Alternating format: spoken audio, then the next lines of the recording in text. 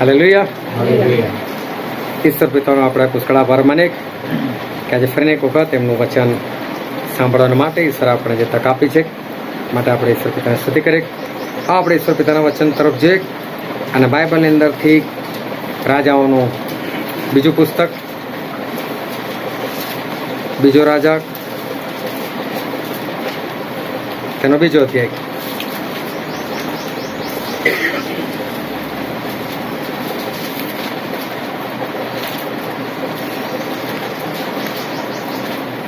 જૂના કરારની અંદર રાજાઓનું બીજું પુસ્તક તેનો બીજો અધ્યાય અને આપણે વાંચીએ તેની પહેલી કલમથી લઈને તેની 12મી કલમ સુધી. યહોવા એલિયાને કંટોળિયા મારફત આકાશમાં લઈ લેવાનો હતો. તે આશામાં એમ થયું કે એલિયા એલિશાને લઈને ગિલગાલ ચાલી નીકળ્યો. અને એલિયાએ એલિશાને કહ્યું કે કૃપા કરીને તું અહીં થોભ, કેમ કે યહોવાએ મને બેથેલ સુધી મોકલ્યો છે. એલિશાએ કહ્યું કે જીવતા યહોવાના સમ તથા તારા જીવના સમ કે હું તને છોડીશ નહીં. એમ તેઓ બેથેલ ગયા. અને બેથેલમાં પ્રબોધકોના જે પુત્રો હતા તેઓ એલિશા પાસે બહાર આવીને તેને કહ્યું કે યહોવા તારા ગુરુને તારા શિરથી આજે લઈ લેશે. એ શું તું જાણે છે? તેણે કહ્યું કે હા, હું તે જાણું છું. તમે ચૂપ રહો. એલિયાએ તેને કહ્યું કે એલિશા, કૃપા કરીને તું અહીં થોભ, કેમ કે યહોવાએ મને યરીખો મોકલ્યો છે. તેણે કહ્યું કે જીવતા યહોવાના સમ તથા તારા જીવના સમ કે હું તને છોડીશ નહીં. માટે તેઓ યરીખો આવ્યા. અને યરીખોમાં પ્રબોધકોના જે પુત્રો હતા તેઓએ એલિશાની પાસે આવીને તેને કહ્યું કે યહોવા આજે તારા ગુરુને તારે શિરથી લઈ લેશે. એ શું તું જાણે છે? તેણે કહ્યું કે હા, હું તે જાણું છું. તમે ચૂપ રહો. અને એલિયાએ તેને કહ્યું કે કૃપા કરીને તું અહીં થોભ, કેમ કે યહોવાએ મને યરદન મોકલ્યો છે. અને તેણે કહ્યું કે જીવતા યહોવાના શ્રમ તથા તારા જીવના શ્રમ કે હું તને છોડીશ નહીં. પછી તે બંને આગળ ચાલ્યા. અને પ્રબોધકોના પુત્રોમાંના 50 માણસો આવીને તેમની સામે દૂર ઊભા રહ્યા. અને એ બે યરદનને તીરે ઊભા રહ્યા. અને એલિયાએ પોતાનો ઝભ્ભો લઈને તેને વીંટાળીને તેને પાણી પર અફાડ્યો. એથી તેના અંતે 2 ભાગ થઈ ગયા. એટલે તેઓ કોરી જમીન પર ચાલીને પાર ઉતર્યા.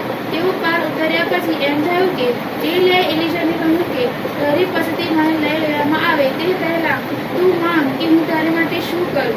એલિશાએ કહ્યું કે કૃપા કરીને તારા આત્માનો બમણો હિસ્સો મારા પર આવે. તેણે કહ્યું કે તે જે માંગણી કરી છે તે ઘરે છે. તો પણ જો તારી પાસેથી લઈ લેવા તો મને તું જોશે તો તને એ પ્રમાણે થશે, પણ જો તું નહીં જોશે તો એમ નહીં બનશે. તેઓ વાત કરતા કરતા હજુ આગળ ચાલ્યા જતા હતા. એટલામાં એમ થયું કે જુઓ, અગ્નિરથ તથા અગ્નિગોળા દેખાયા. ને તેઓએ તે બેને જુદા પાડી દીધા. અને એલિયા વંટોળિયામાં થઈને આકાશમાં ચડી ગયો. એલિશાએ તે જોયું ને તેણે બૂમ પાડી ગઈ, મારા બાપ રે, મારા બાપ રે, ઇસ્રાયેલના રથો તથા તેમના સવારો. ત્યાર પછી તેણે તેને જોયો નહીં. અને તેણે પોતાના વસ્ત્ર પકડીને તે ફાડીને 2 ટુકડા કર્યા. ઈશ્વર પિતાનું વાંચેલું વચન આપણા માટે પુષ્કળ આશીર્વાદિત છે. અને ઈશ્વર પિતાનું વચન સત્ય છે. અને બાઇબલનું વચન કે છે કે તમે સત્ય જાણશો અને સત્ય તમને મુક્ત કરશે. આજે પણ ખૂબ ધ્યાનથી આપણે ઈશ્વરના વચનો સાંભળીએ કે જેથી કરીને આપણે એને હૃદયની અંદર ઉતારી શકીએ અને વિશેષ કરીને આપણે એ પ્રમાણે ચાલીને આપણે આકાશ રાજ્યના વારસદાર બની શકીએ. ખૂબ જ ધ્યાનથી ઈશ્વરના વચનો સાંભળવાનો પ્રયત્ન કરજો, કારણ કે ખલેલ પાડનાર આપણી મધ્યે આવે છે, પરંતુ આપણે એના ભાગીદાર બનવાનું નથી. અને આપણું ધ્યાન આપણે સંપૂર્ણપણે એ ઈશ્વરના વચનોની અંદર આપણે રાખીએ. બાઇબલની અંદર ઈશ્વરના એક સેવક દાઉદ રાજા, અને દાઉદ રાજા વિશે ઘણું બધું લખેલું છે. શમૂએલના પહેલા પુસ્તકની અંદર, શમૂએલના બીજા પુસ્તકની અંદર અને કાળુદાનનું પહેલું પુસ્તક, એ બધાની અંદર દાઉદ વિશે ઘણું બધું લખેલું છે.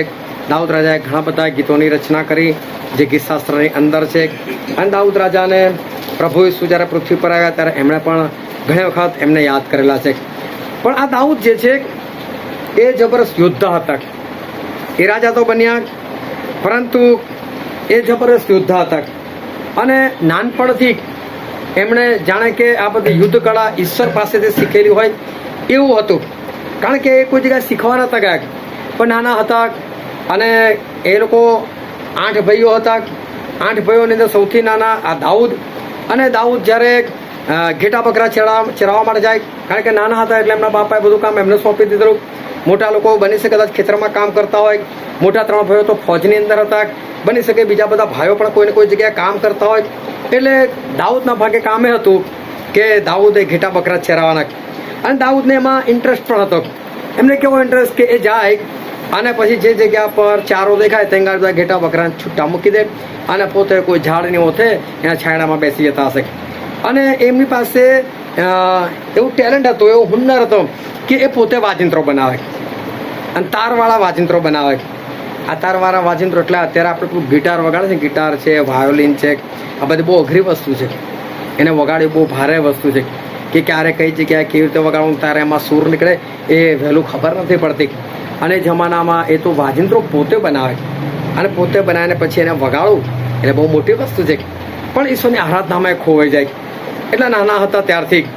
અને એવી પરિસ્થિતિમાં એકવાર જ્યારે રીંછ આવે છે અને એમણે એ રીંછે કોઈક ઘેટાનું બચ્ચું પોતાના મોંમાં નાખી દીધું. આ જેવું મોંમાં નાખ્યું એટલે પેલું ઘેટાનું બચ્ચું જોરથી બૂમો પાડી હશે. અને એટલે આરાધના કરતાં કરતાં આ દાઉદ જે છે એમની આંખો ખુલી ગઈ હશે કે શું થયું. અને જોયું તારે તો પેલો રીંછ અને એ તો ઘેટાનું બચ્ચું લઈને ભાગે છે અને દાઉદ એની પાછળ દોડે છે. વિચાર કરો, એક નાનો છોકરો જે છે એની પાછળ દોડે છે અને એની સામે ઊભો થાય છે. હવે રીંછને બી ખબર પડી જાય છે કે આ શું કરવા માંગે છે. એટલે રીંછે શું કર્યું કે બચ્ચું તો છોડ્યું પણ હુમલો કરી નાખ્યો દાઉદની ઉપર.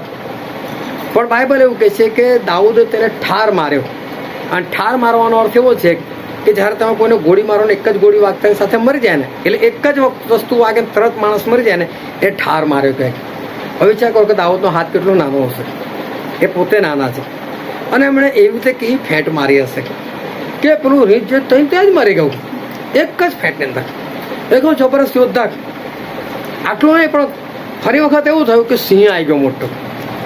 હવે સિંહને જોઈને તો આમ જ માણસ એવું કહે બીજા 2-4 બી લઈ જતું, એક ના લઈ જશે. પણ થયું એવું કે તારે પણ આ તો આરાધના કરે છે, આંખો બંધ છે, ઈશ્વરની આરાધનામાં ખોવાઈ ગયેલા છે. અને અવાજ આવ્યો ઘેટાનો, અને ઘેટાનો અવાજ આવ્યો એટલે દાઉદ આંખ ખોલીને જોયો ત્યારે તો મોટો સિંહ. આ તો સિંહની પણ સામે છે ને ઊભા છે. એ સિંહને બી પશુ છે ને ખ્યાલ આવી જાય કે આ શું કહેવા માગે છે. એટલે ઘેટાને તો છોડ્યું પણ હુમલો કરી નાખ્યો દાઉદની ઉપર. પણ કે છે ને દાઢી પકડીને માર્યો. વિચાર કરો, એનો વાળ આમ પકડીને પછી એક ફેંટ એવી મારી હશે ને અને પછી તઈ મરી ગયો. પણ આપણને આશ્ચર્ય થાય કે એક નાનો છોકરો આવું કરે છે. અને એટલું તે પછી ઇઝરાયલ અને ફલિસ્તીનોનું યુદ્ધ થયું અને એ લોકોનું યુદ્ધ થયું ને તો 40 દિવસ સુધી ત્યાં યુદ્ધની શરૂઆત જ નહીં થતી. પણ ફલિસ્તીનોની અંદર એક ગોલિયાથ નામનો યોદ્ધા હતો અને એની હાઇટ બહુ જોરદાર હતી. અને એટલો હાઇટ બોડીવાળો 9 ફૂટ કરતાં એની હાઇટ વધારે. અને એવો વ્યક્તિ વિચાર કરો કે 9 ફૂટ લગભગ આ પતરા સુધી અડી જાય એવો. અને એવો ઊંચો વ્યક્તિ આપણી સામે આવીને ઊભો રહે, એવો હટ્ટો કટ્ટો ઊભો રહે. હવે વિચાર કરો કે એટલો લાંબો હોય તો એના હાથ કેટલા લાંબા હોય, એના હાથ લાંબા હોય એના હાથમાં તલવાર કેટલી લાંબી હોય. કોઈ એની પાસે પહોંચે એની પહેલાં તો એની તલવાર પહોંચી જાય એની સામેવાળાની પાસે. એને મારી કોણ શકે? ઉપરથી એની પાસે શક્તિ કેટલી. અને બહાર નીકળીને એટલું જ કે તમારામાંથી એક જ જણ લડવા આવો અને અમારામાંથી હું. જો એ મને મારી નાખે તો તમે લોકો જીતી ગયા અને હું એને મારી નાખું તો અમે લોકો જીતી ગયા. બધાને મારવાની ક્યાં જરૂર છે? એક જ જણને મારો ને કે છે કાં તો હું મરું કાં તો મારી સાથે જે લડવા માટે આવે એ મરે. હવે ઇઝરાયલી બી જેવા તેવા નતા, બધા યોદ્ધાઓ જ હતા. પરંતુ આવો યોદ્ધો આ લોકો એટલું જ નથી જોયું કે 9 ફૂટ કરતાં વધારે હાઇટ વાળો છે એટલે બીક લાગે છે બધાને. સાઉલ રાજા પોતે 1000ને મારી શકતા હતા પણ એને પણ અત્યારે બીક લાગે. જવાનું કઈ રીતે? એમ કરતાં કરતાં 40 દિવસ થયા અને 40મા દિવસે દાઉદના બાપ કહે છે કે દાઉદ જો ત્યાં 3 ભાઈઓ ત્યાં ગયા છે અને 40 દિવસે કાંઈ યુદ્ધનું શું થયું ખબર જ નથી. કે કોઈ અહેવાલ જ નથી આવતો, શરૂ થયું નથી થયું, કેટલા મર્યા કેટલા નહીં, કોઈ કશું ખબર જ નથી આવતી. જ્યારે જો ને કે જોયા તો ખરે કે એ દાઉદ જે છે જોવા જાય છે ખબર લેવા માટે. અને ત્યાં જાય છે ને એ જ સમયે પેલા ગોલિયાથનું બહાર નીકળવું અને એ સમયે ગોલિયાથનું બોલું તમારો યહોવા આમ ને તમારો દેવ આમ ને તેમને શ્રાપ આપવા લાગ્યો, તમારે ઇઝરાયલ પુત્રો આવવાના તેવા તાકાત તો લડવા માટે આવવા. 40મો દિવસ. અને આટલું સાંભળતા દાઉદ તો ક્રોધ ચડ્યો. આ તું ઈશ્વરને લલકારે છે, ઈશ્વર આ લોકોને લલકારે છે. એટલે દાઉદ તો બહુ આસાન નથી કહે છે હલા આને કોઈ જેને મારી આવો ને કે છે. એટલે એને તો આસાન લાગે કે આમાં શું છે કઈ મોટું એટલે કોઈ જેને મારે આવો તો બધા કે બીવે જ કે છે કોણ મારવા જાય તો કોઈ ના જાય તો હું જવું કે છે. બધા ખુશ થઈ ગયા. ખુશ શાના માટે થઈ ગયા કે ભલે દાઉદ મરી જાય પણ યુદ્ધનો અંત આવશે, ભલે ગુલામ બની જાય, તો 40 દિવસ ગાડી બેઠા છે અને કોઈ નિકાલ આવતો નથી. એટલે કોઈ જેને સાઉલને કીધું કે સાઉલ કોઈ લડવા માટે તૈયાર થયું. સાઉલ બી ખુશ થઈ ગયા, જુઓ છે તો દાઉદ. હવે નાના છોકરાને જોઈને શું લાગે, આ હાર પાક્કી છે આપણી. એટલે ગમે તેમ કરીને દાઉદ જાય છે લડવા માટે.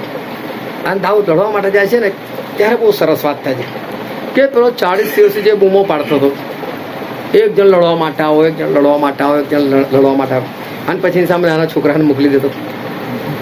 ભલે ને એટલે જીતી બી જાય, એ મારી બે દે તો બી તો નાના છોકરાને મારે. વાત તો એ જ થાય ને. એટલે એને વધારે ક્રોધ ચડ્યો. પણ એને એવું કે મારે તો શું કે મારીને અમે તો જીતવાના જ છે, એટલે આ લોકોને અમે ગુલામ બનાવી જ દઈશું, પછીની વાત પછી. પણ એને ક્રોધ એટલો બધો ચડ્યો ને એટલે કહે છે કે આ કૂતરા જેવાને મોકલ્યો, કે છે એક નાનો કૂતરો સરખો છોકરો એને મોકલ્યો, એટલે કે આપણે કૂતરાને કેમ બગાડી દઈએ કે છે, કે પછી મને કૂતરો સમજો છે કે આવો લાકડી લઈને આવે છે કે છે. અને પછી ગોલિયાતને ગુસ્સો ચડે કે આજે તો કે તારો માંસ છે કે હું પક્ષીઓને ખવડાવીશ કે.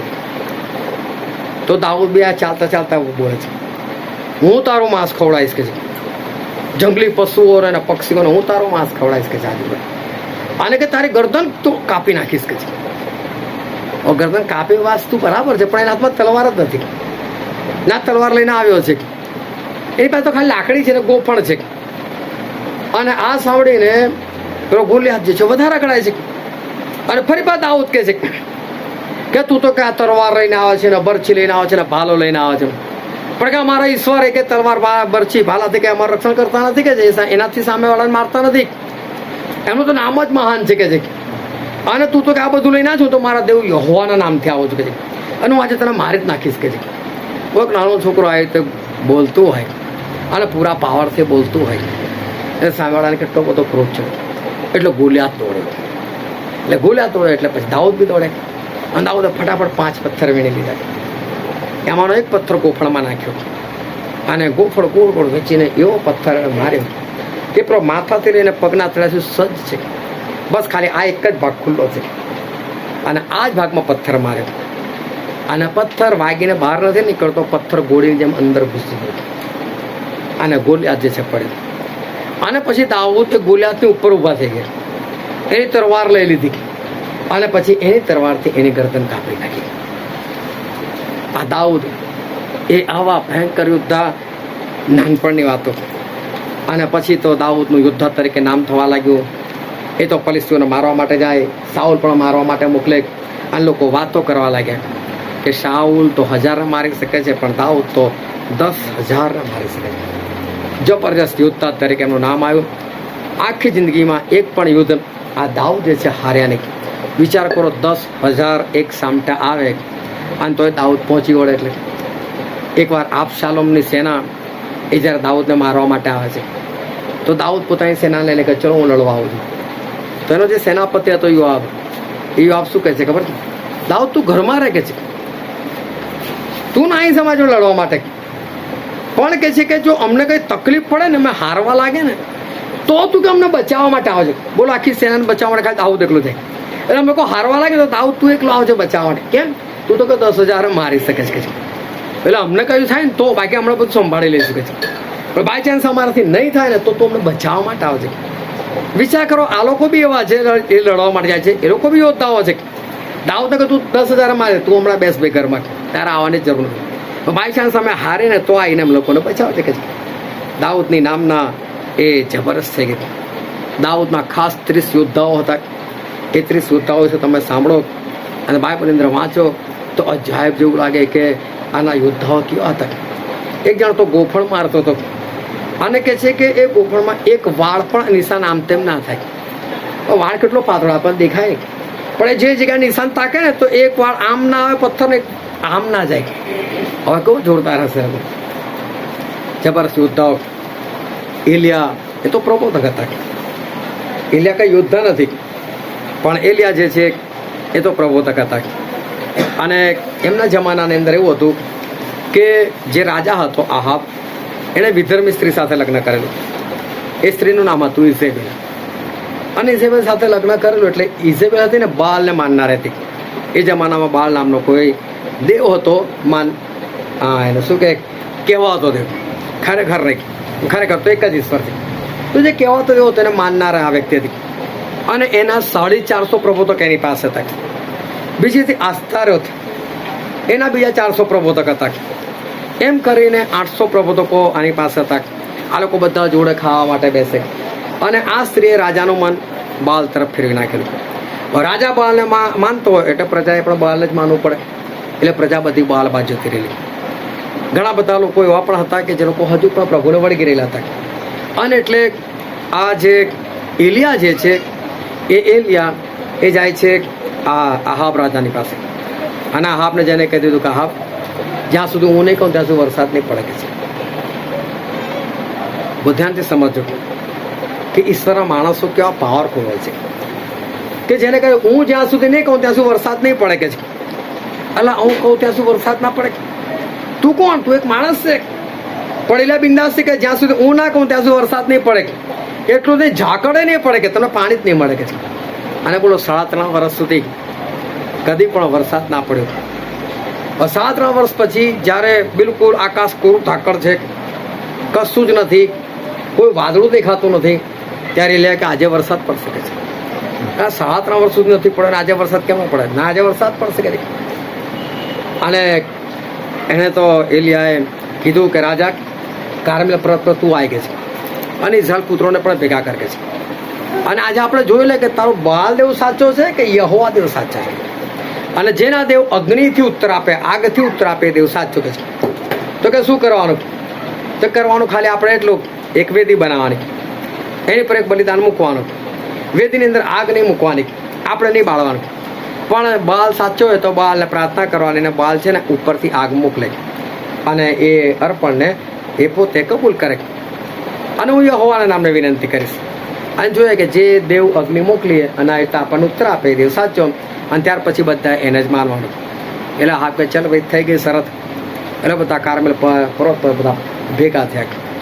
ત્યાં બધા ભેગા થયા, 2 વેદી બનાવી અને એક વેદી આ બાલના લોકોએ બનાવી. એ લોકોના 450 પ્રબોધક. અને એલિયાએ તો કહી દીધું પહેલો તો મારો વારો જાઓ કે છે. એટલે બાલના પ્રબોધકોને પહેલો વારો મળ્યો. એટલે એ લોકોએ તો પ્રાર્થના કરી કે બાલ આય અને આગ નાખ કે છે. તો કશું થયું નહીં. પછી શું થયું કે ફરી પ્રાર્થના કરી, ત્રીજી વખત પ્રાર્થના કરી. પછી શું કામ ના થાય ને એટલે અંદરથી અકળામણ થાય. પછી જો જોશી પ્રાર્થના કરે, બાલ આવીને જલ્દી, કેટલી પ્રાર્થના કરે, જલ્દી આય, તો બી નહીં. કોઈ તાકો તલવાર કાઢી નાખી, ચારે બાજુ નાચવા લાગ્યા, કૂદવા લાગ્યા, બાલ આય, તોય બાલ આવતો નથી. આરાધના કરે તોય બાલ આવતો નથી. તો એલિયા કહે છે કે અમારે ઊંઘી તો નહીં કોણ કે છે, થોડી જોશથી બહુ પાડો ને, જોશથી કદાચ સાંભળશે, કદાચ ઊંઘી ગયો હશે, કદાચ એની બૈરી ફરવા માટે નીકળ્યો હશે, કદાચ રસ્તામાં હશે કે મસ્કરી ઉડાઈ, તો પણ બાલ નહીં. છેલ્લે તારા કોઈ તલવારને પોતપોતાને કાપવા લાગ્યા, ઘાયલ કરવા લાગ્યા, લોહી વેવડવા લાગ્યા. કદાચ લોહી જોઈને ઉપરથી આવે તો પણ કશું થયું નહીં. એમ કરતાં કરતાં સાંજ પડવાઈ, લગભગ 4 વાગ્યાનો સમય, ઇઝરાયલ લોકોને અર્પણ આપવાનો સમય. એટલે લાગે કે હવે બહુ થઈ ગયું, હવે મારો વારો તો અમારાથી કશું થયું નથી. એટલે લે તો પહેલાં ખાડો ખોદાવડાયો. અને ખાડો ખોદાને કીધું પહેલાં આમાં તો કહે છે કે 12 ઘડા પાણી નાખી દઉં કે છે. પછી એમણે લાકડા મૂક્યા. આ લાકડા મૂકીને ફરી એની પર પાછું પાણી રેડાવડાયું. અને પછી પેલું બળદ જે છે કાપીને પછી એની પર મૂક્યો. શાના માટે? કદાચ આ લોકો એવું કહે કે ભાઈ કંઈ આના આગ વચ્ચે રાખી હશે તો, કદાચ ખાડામાં આગ સંતાડી રાખી હશે તો. એટલે બધું પાણી કરી નાખ્યું.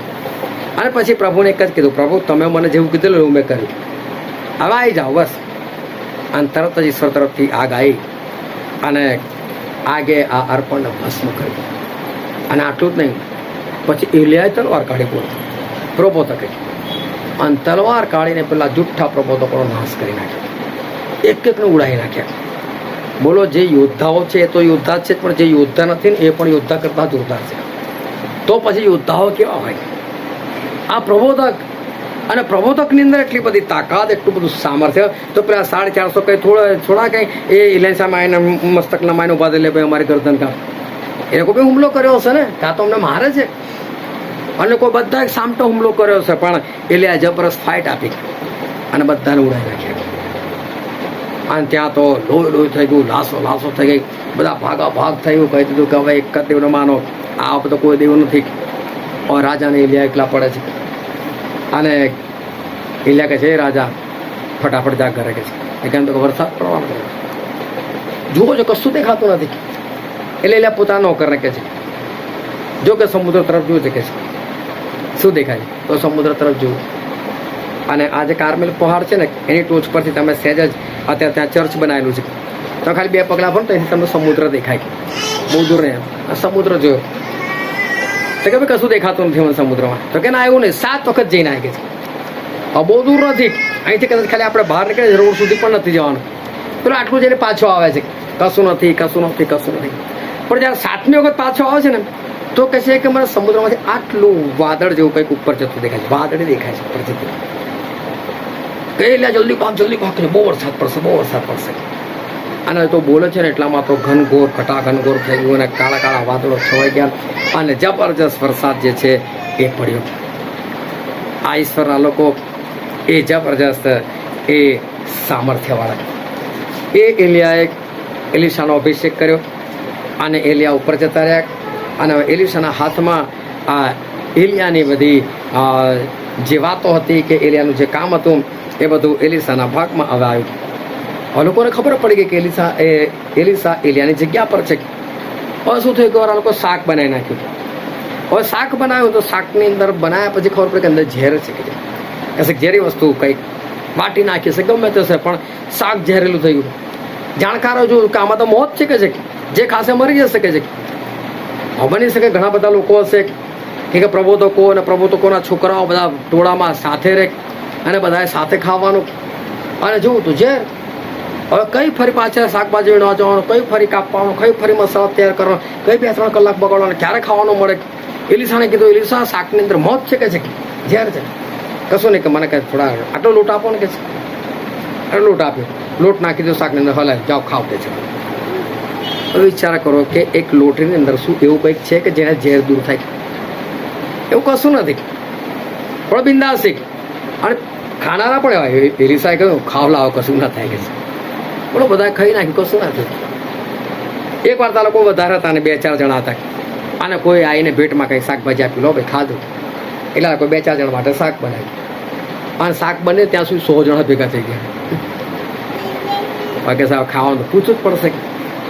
એટલે એલિશાની પાસે એલિશા આવું થયું યાર, શાક આપણે આપણા માટે જ બનાવેલું, થોડુંક જ બનાવેલું ને ભેગા થઈ ગયા 100. તો કે વાંધો ને, આપી દે ને બધાને. તો કે આટલું શાક 100 જણો વચ્ચે મૂક્યું. અરે મૂક કે વધવાનું છે એમાંથી પડી. બોલો, વેચી નાખ્યું બધાને અને બધાએ ખાધું તો શાક બચ્યું.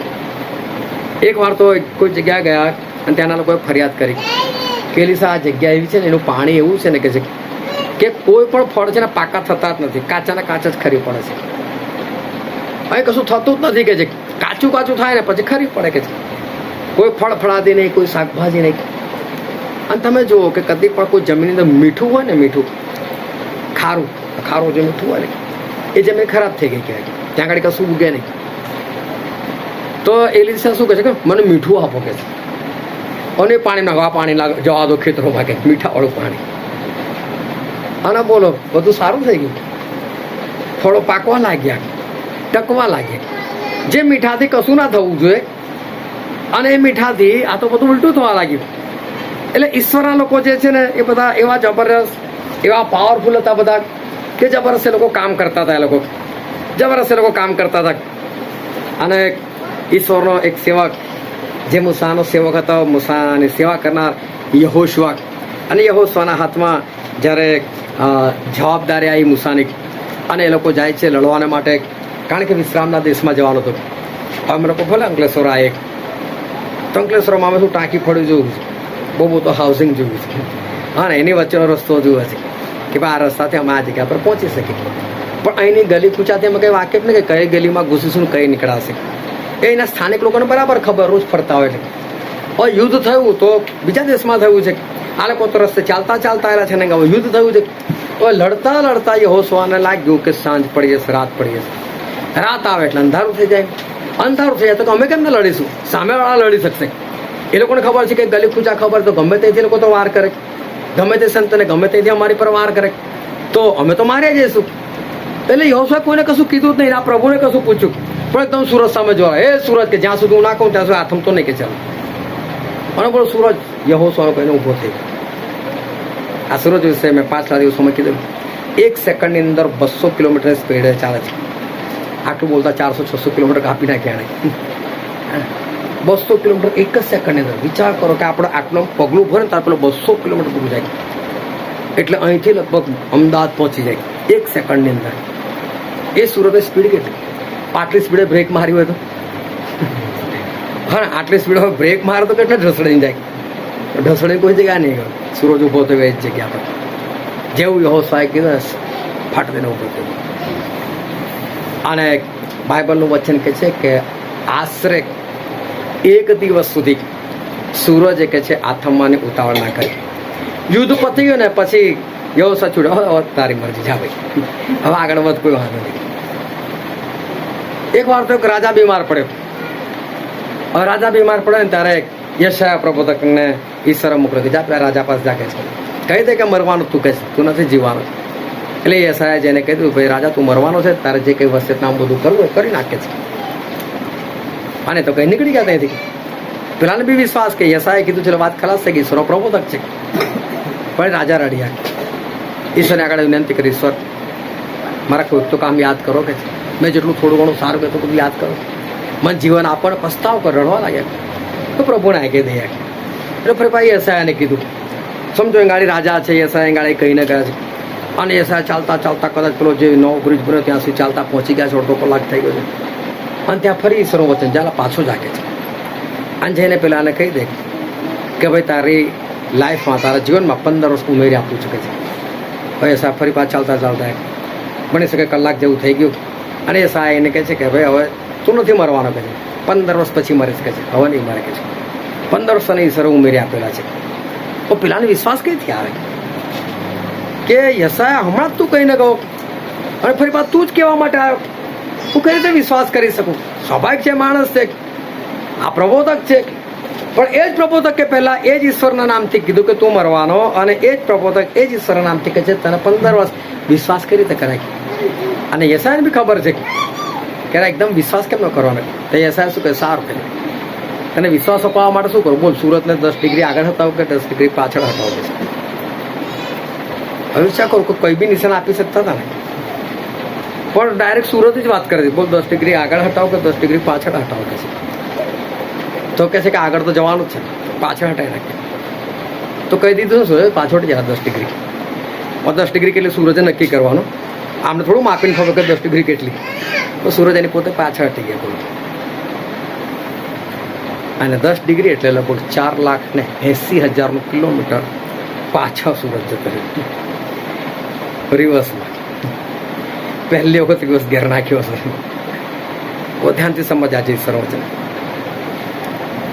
અમેરિકાની એક સંસ્થા છે નાસા, NASA, અને ત્યાં છે ને બધા ધુરંધર વૈજ્ઞાનિકો કામ કરતા હોય. આપણા આખા ભારતની અંદર બહુ બધા વૈજ્ઞાનિકો હોય ને, તેમાંથી માંડ એકનો ત્યાં નાસામાં નંબર લાગે. એવી સંસ્થા છે જેમાં ગમે ત્યાં વૈજ્ઞાનિકોને ચાન્સ નથી મળતો. બધા ભારે માના વૈજ્ઞાનિકો હોય.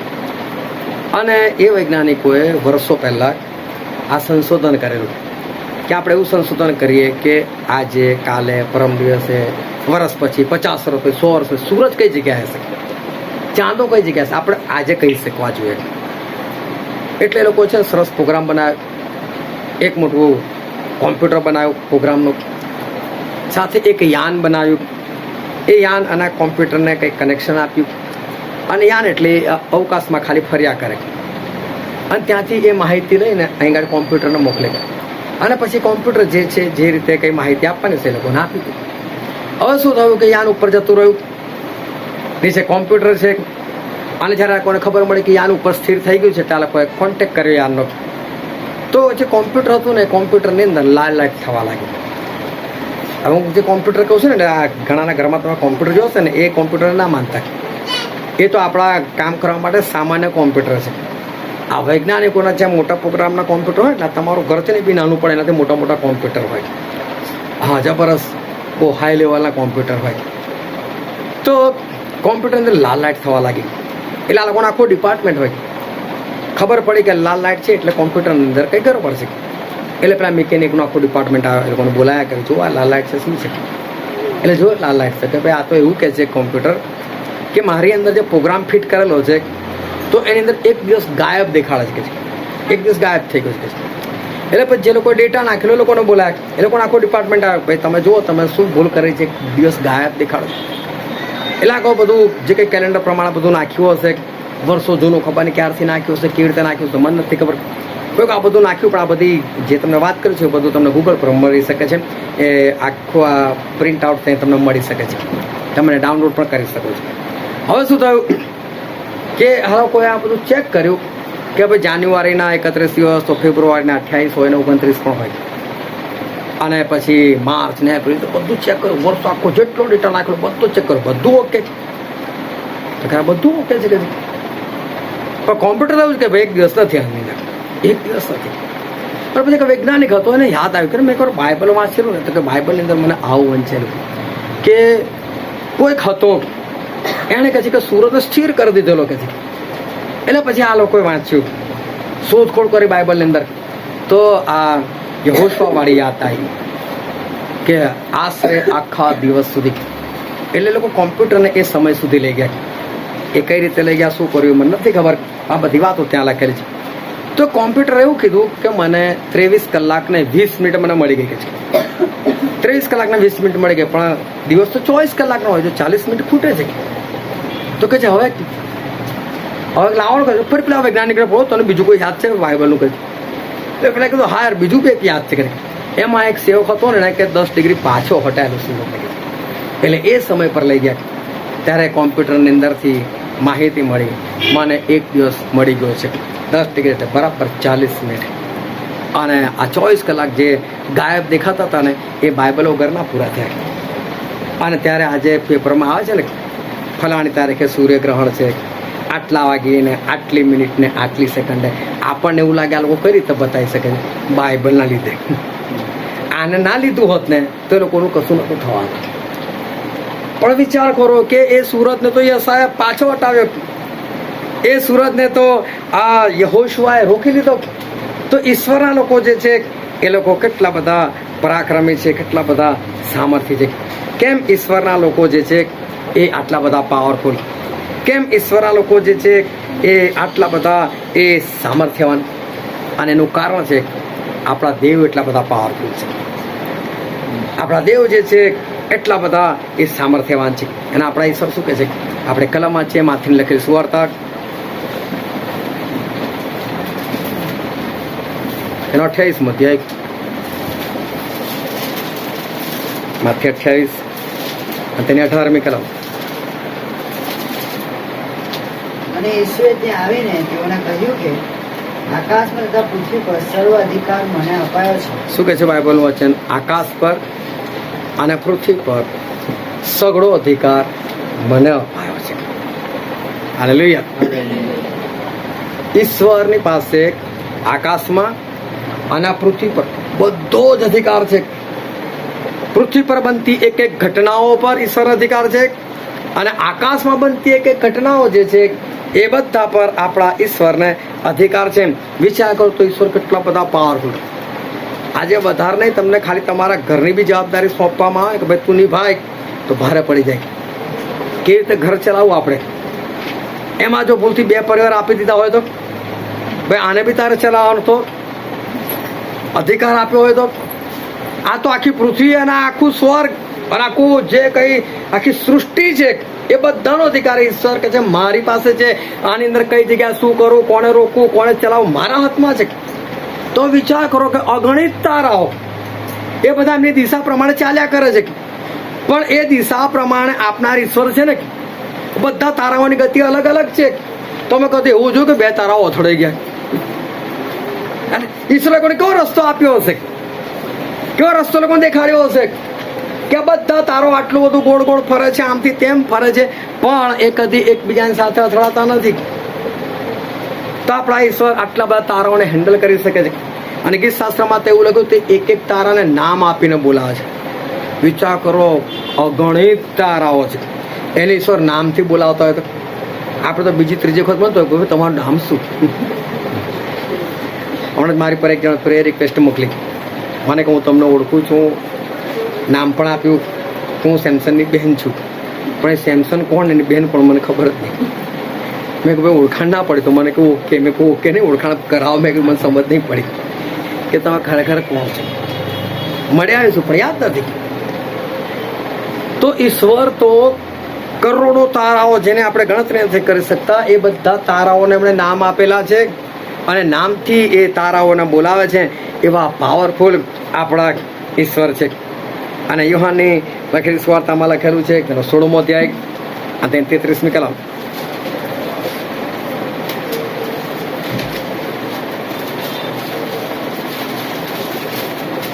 મારામાં તમને શાંતિ મળે માટે મેં તમને એ વચનો કહ્યા છે. હા, જગતમાં તમને સંકટ છે, પણ હિંમત રાખો, જગતને મેં જીત્યું છે. શું કહે છે પ્રભુ? શું મેં જગતને જીત્યું છે? તો સિકંદર જગત જીતવા માટે નીકળેલો, પણ પ્રભુ કહે હું તો જીતીને બેઠેલો છું. આજે યુક્રેન ને રશિયાનું યુદ્ધ, પણ ઈશ્વરને કોઈની સાથે યુદ્ધ કરો તો કેટલી વાર? કોઈને હરાવ હોય તો વાર કેટલી? હે, ખાલી ફૂંક મારે એટલે વાર્તા પતી જાય. એ પ્રભુ કહે છે મેં તો આખા જગતને જે છે એ જીત્યું છે. કે છે આપણા ઈશ્વર એવા પાવરફુલ છે ને, એટલે ઈશ્વરના લોકો પાવરફુલ છે. અને ગીત શાસ્ત્રમાં એવું લખેલું છે તેનો 8મો અધ્યાય અને તેની 6ઠ્ઠી કલમ.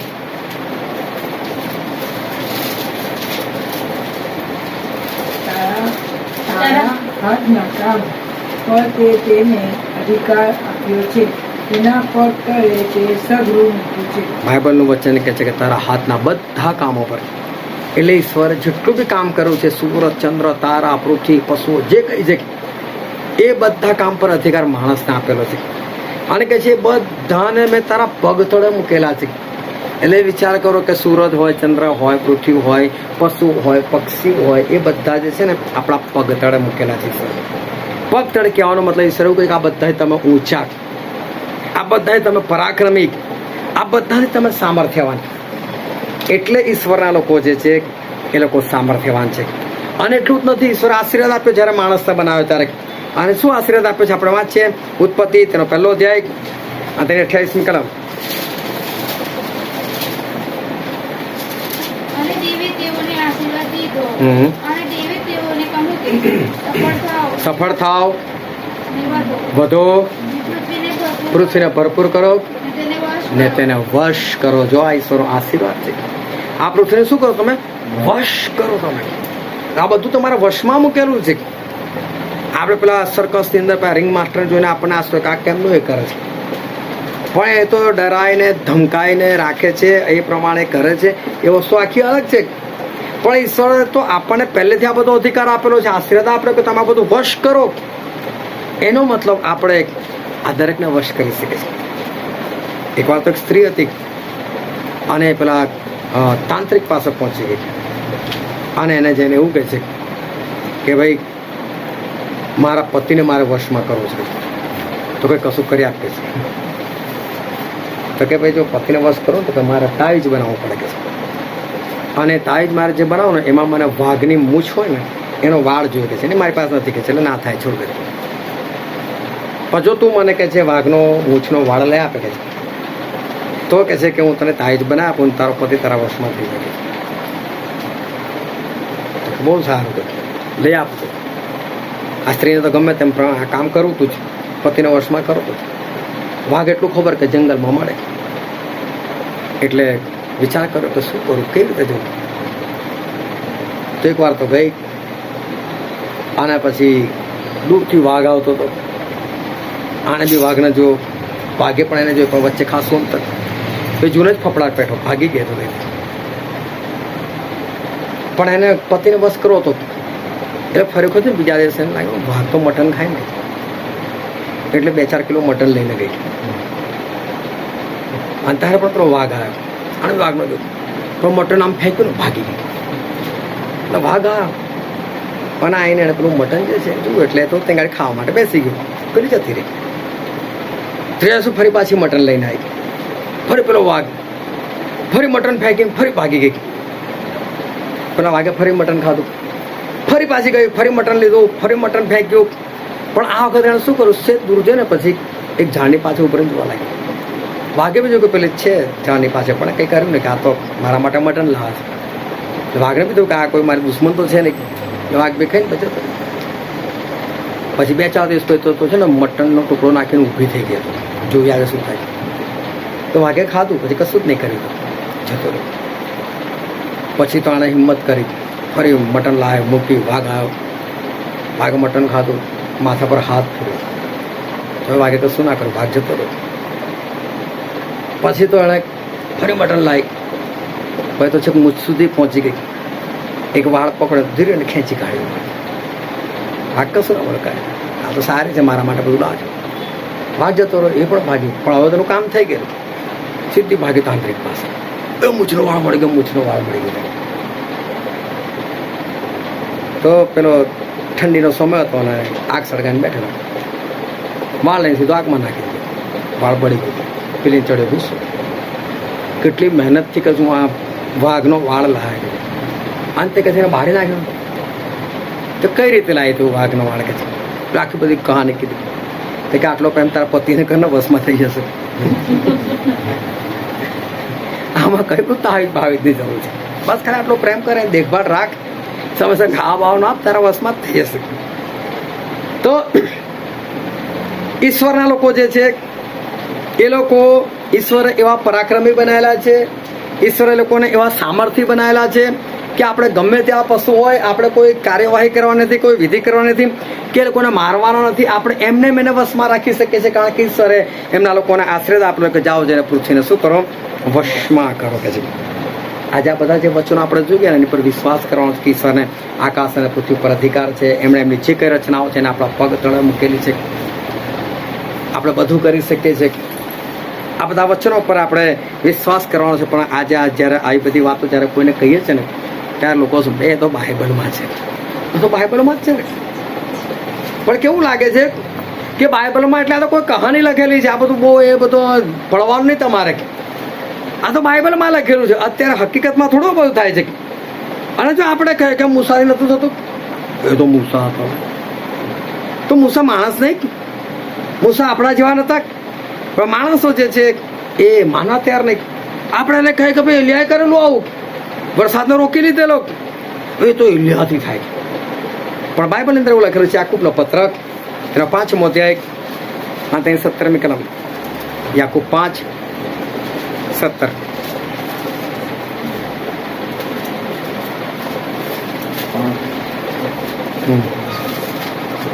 એલિયા સ્વભાવે આપણા જેવો માણસ હતો, પણ વરસાદ ના વરસે તો એ તેને પ્રાર્થના કરીને વિનંતી કરી, અને 3.5 વર્ષ સુધી પૃથ્વી પર વરસાદ વરસ્યો નહીં. બાઇબલનું વચન શું કહે છે? એલિયા કેવા હતા સ્વભાવે? આપણા જેવા. એ સ્વભાવ આપણા જેવા હતા. એટલે આપણા જેવા એટલે આપણા જેવો સ્વભાવ નહીં. હા, આપણે તો ગમે તો સ્વભાવ હોય. એ સ્વભાવ કહેવાનો મતલબ આપણા જેવા માણસ હતા, એવું કહેવા માંગે છે. આપણા જેવા માણસ, જે આ કમજોરી આપણામાં છે, જ કમજોરી એમનામાં છે. આપણે વૃદ્ધ થયા છે તો એ પણ વૃદ્ધ થતા હતા. એટલે કે એલિયા સ્વભાવે આપણા જેવા, એટલે કે આપણા જેવા મનુષ્ય હતા, આપણી પ્રકૃતિના હતા. જેવા ઈશ્વર આપણને બનાવેલા છે એવા જ એલિયાને બનાવેલા હતા. કોઈ વિશિષ્ટ નતા. પણ શું કીધું? એણે પ્રાર્થના કરી. એ પ્રાર્થનામાં એટલો પાવર હતો કે 7 સુધી વરસાદ ના પડ્યો. એ પ્રાર્થનામાં એટલો પાવર હતો કે 7 વર્ષ પછી એ વરસાદ જે છે એ પડ્યો. આજુ તો આ બધી બાબતો જે છે એ ખરેખર કઈ જ નથી. આ તો આપણે પશુઓની વાતો કરી, આ તો વરસાદની વાત કરી, આ તો બધી ઠીક છે. પણ બાઇબલનું વચન એવું કહે છે, એફેસીનો પત્ર તેના 6ઠો અધ્યાય અને તેની 12મી કલમ.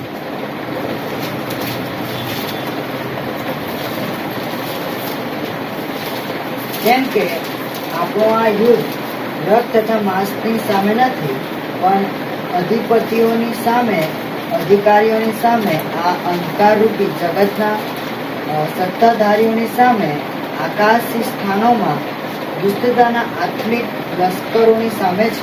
બાઇબલનું વચન કહે છે આપણું યુદ્ધ એ કોઈ લોહી, રક્ત અને માંસની સામે નથી, પણ કે છે અધિપતિઓની સામે, અધિકારીઓની સામે, અને અંધકારની જે સત્તા છે, જગત છે, એ જે શૈતાન છે એની સેના સાથે આપણું આ યુદ્ધ છે. હવે વિચાર કરો કે આપણું યુદ્ધ કોઈ પશુઓ સાથે નથી જે લોહીના માંસના બને, કોઈ માણસ સાથે નથી, પણ આપણું યુદ્ધ કોની સાથે છે? અંધકારની સત્તા, શેતાન અને એની જે સેના છે ને, જે આપણે દેખાતા જ નથી, એ લોકોની સાથે આપણું યુદ્ધ છે. એ લોકો બધા કેવા છે કે એ લોકોને અહીંથી અમેરિકા જવું તો 1 સેકન્ડની અંદર અમેરિકા, એ લોકો ત્યાંથી પાછું અહીં આવો તો ફરતે એને ગાડી આવી જાય. કોઈ પ્લેન બેન એ લોકોની જરૂર નથી. એ લોકો ચાહે ને એની અંદર ઘૂસી શકે, એ લોકો ચાહે એની અંદરથી બહાર નીકળી શકે. એક ચાહે ને તો એક માણસની અંદર 6,000 લોકો એક સામટા રહી શકે. એ લોકો ચાહે એ કરી શકે. એ લોકોની પાસે બહુ શક્તિ છે, બહુ સામર્થ્ય છે. અને એવા લોકોની સામે એ શેતાન અને એની જે સેના છે એની સાથે આપણું યુદ્ધ છે, એવું કહે છે બાઇબલ. ઈશ્વર એમની જે કઈ રચનાઓ કરેલી છે એ બધાને આપણા પગ તળે મૂકેલું છે. તો શેતાનને પણ તો ઈશ્વરો બનાવેલો છે, બરાબર છે ને? શેતાનને કોણ બનાવ્યો? ઈશ્વર પવિત્ર માણસ બનાવેલો. એ પોતે ઘમંડ કરીને શેતાન બન્યો, હે ને? શેતાન ઈશ્વર નથી બનાવ્યો, એ ઘમંડ કરીને શેતાન બની ગયો. ઈશ્વર તેને બહુ સારો બનાવેલો. ઈશ્વર એને એટલી બધી શક્તિ આપેલી કે આ પૃથ્વી પરથી સીધો સ્વર્ગમાં જઈ શકે, જે સ્વર્ગ ત્રીજા આસમાન પર છે.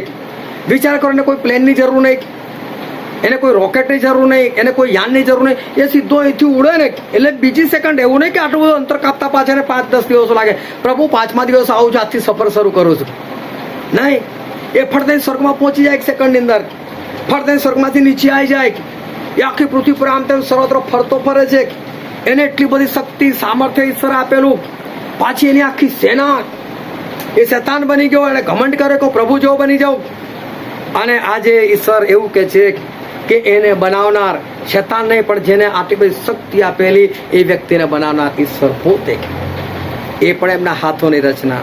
તો ઈશ્વરે બધું કોના પગ તળે મૂકેલું છે? આપણા પગ તળે. તો શેતાન અને એની સેના બી કઈ છે? આપણા પગ તળે છે. આ તો 4 રસ્તે બાય ચાન્સ કશું પડેલું હોય ને, એ સંભાળીને જજો, સંભાળી શું સંભાળે? માર લાત કશું નહીં થાય, હા, જતારો ઉપરથી કશું નહીં થાય. હા, જેની શ્રદ્ધા છે, આપણે શ્રદ્ધા પર એ નથી. પછી બીવાની જરૂર નથી, કશે નથી બીવાની જરૂર. એમાં શું છે? શું થવાનું આપણને? ચલ ના બોલતો, સીધો શેતાન જ આવી જાય. એક માણસ હતો, એને દુષ્ટાત્મા આવી ગયો. હા, દુષ્ટાત્મા આવી ગયો તો નીકળતો નતો. એક સેવક ત્યાં આગળ કાઢવા માટે ગઈ અને વાત મારી પાસે આવી, વેસ્ટર્ની ભાઈ તમે આવશો ને પ્રાર્થના માટે. મને કંઈક સેવક આવેલા, બહુ જોરદાર કે છે. એમને તો બધું જ ખબર પડી ગઈ કે છે. તો શું ખબર પડી? તો કે એમણે કહી દીધું કે 4 રસ્તા પર ત્યાં ભાઈ આવતા હતા ને, એમણે કીધું ચલ, એટલે આવી ગયો છે કે છે. તો મેં કોઈ આવી ગયો છે એટલું ખબર પડી તો ભગાડીને ના ગયા? આટલું બધું ખબર પડી તો હકીકતમાં જો ખબર પડી તો ભગાડીને જવું જોઈએ ને. પછી ખાલી કે ચલ કીધું ને એટલે આવી ગયા, બસ પછી રોજ આટલું કઈ જતા રહ્યા કે છે. હવે ચલ કહેવાથી એ પેલાને એવું લાગ્યું કે ભાઈ મને બોલાયો છે. એવું કશું હોતું નથી.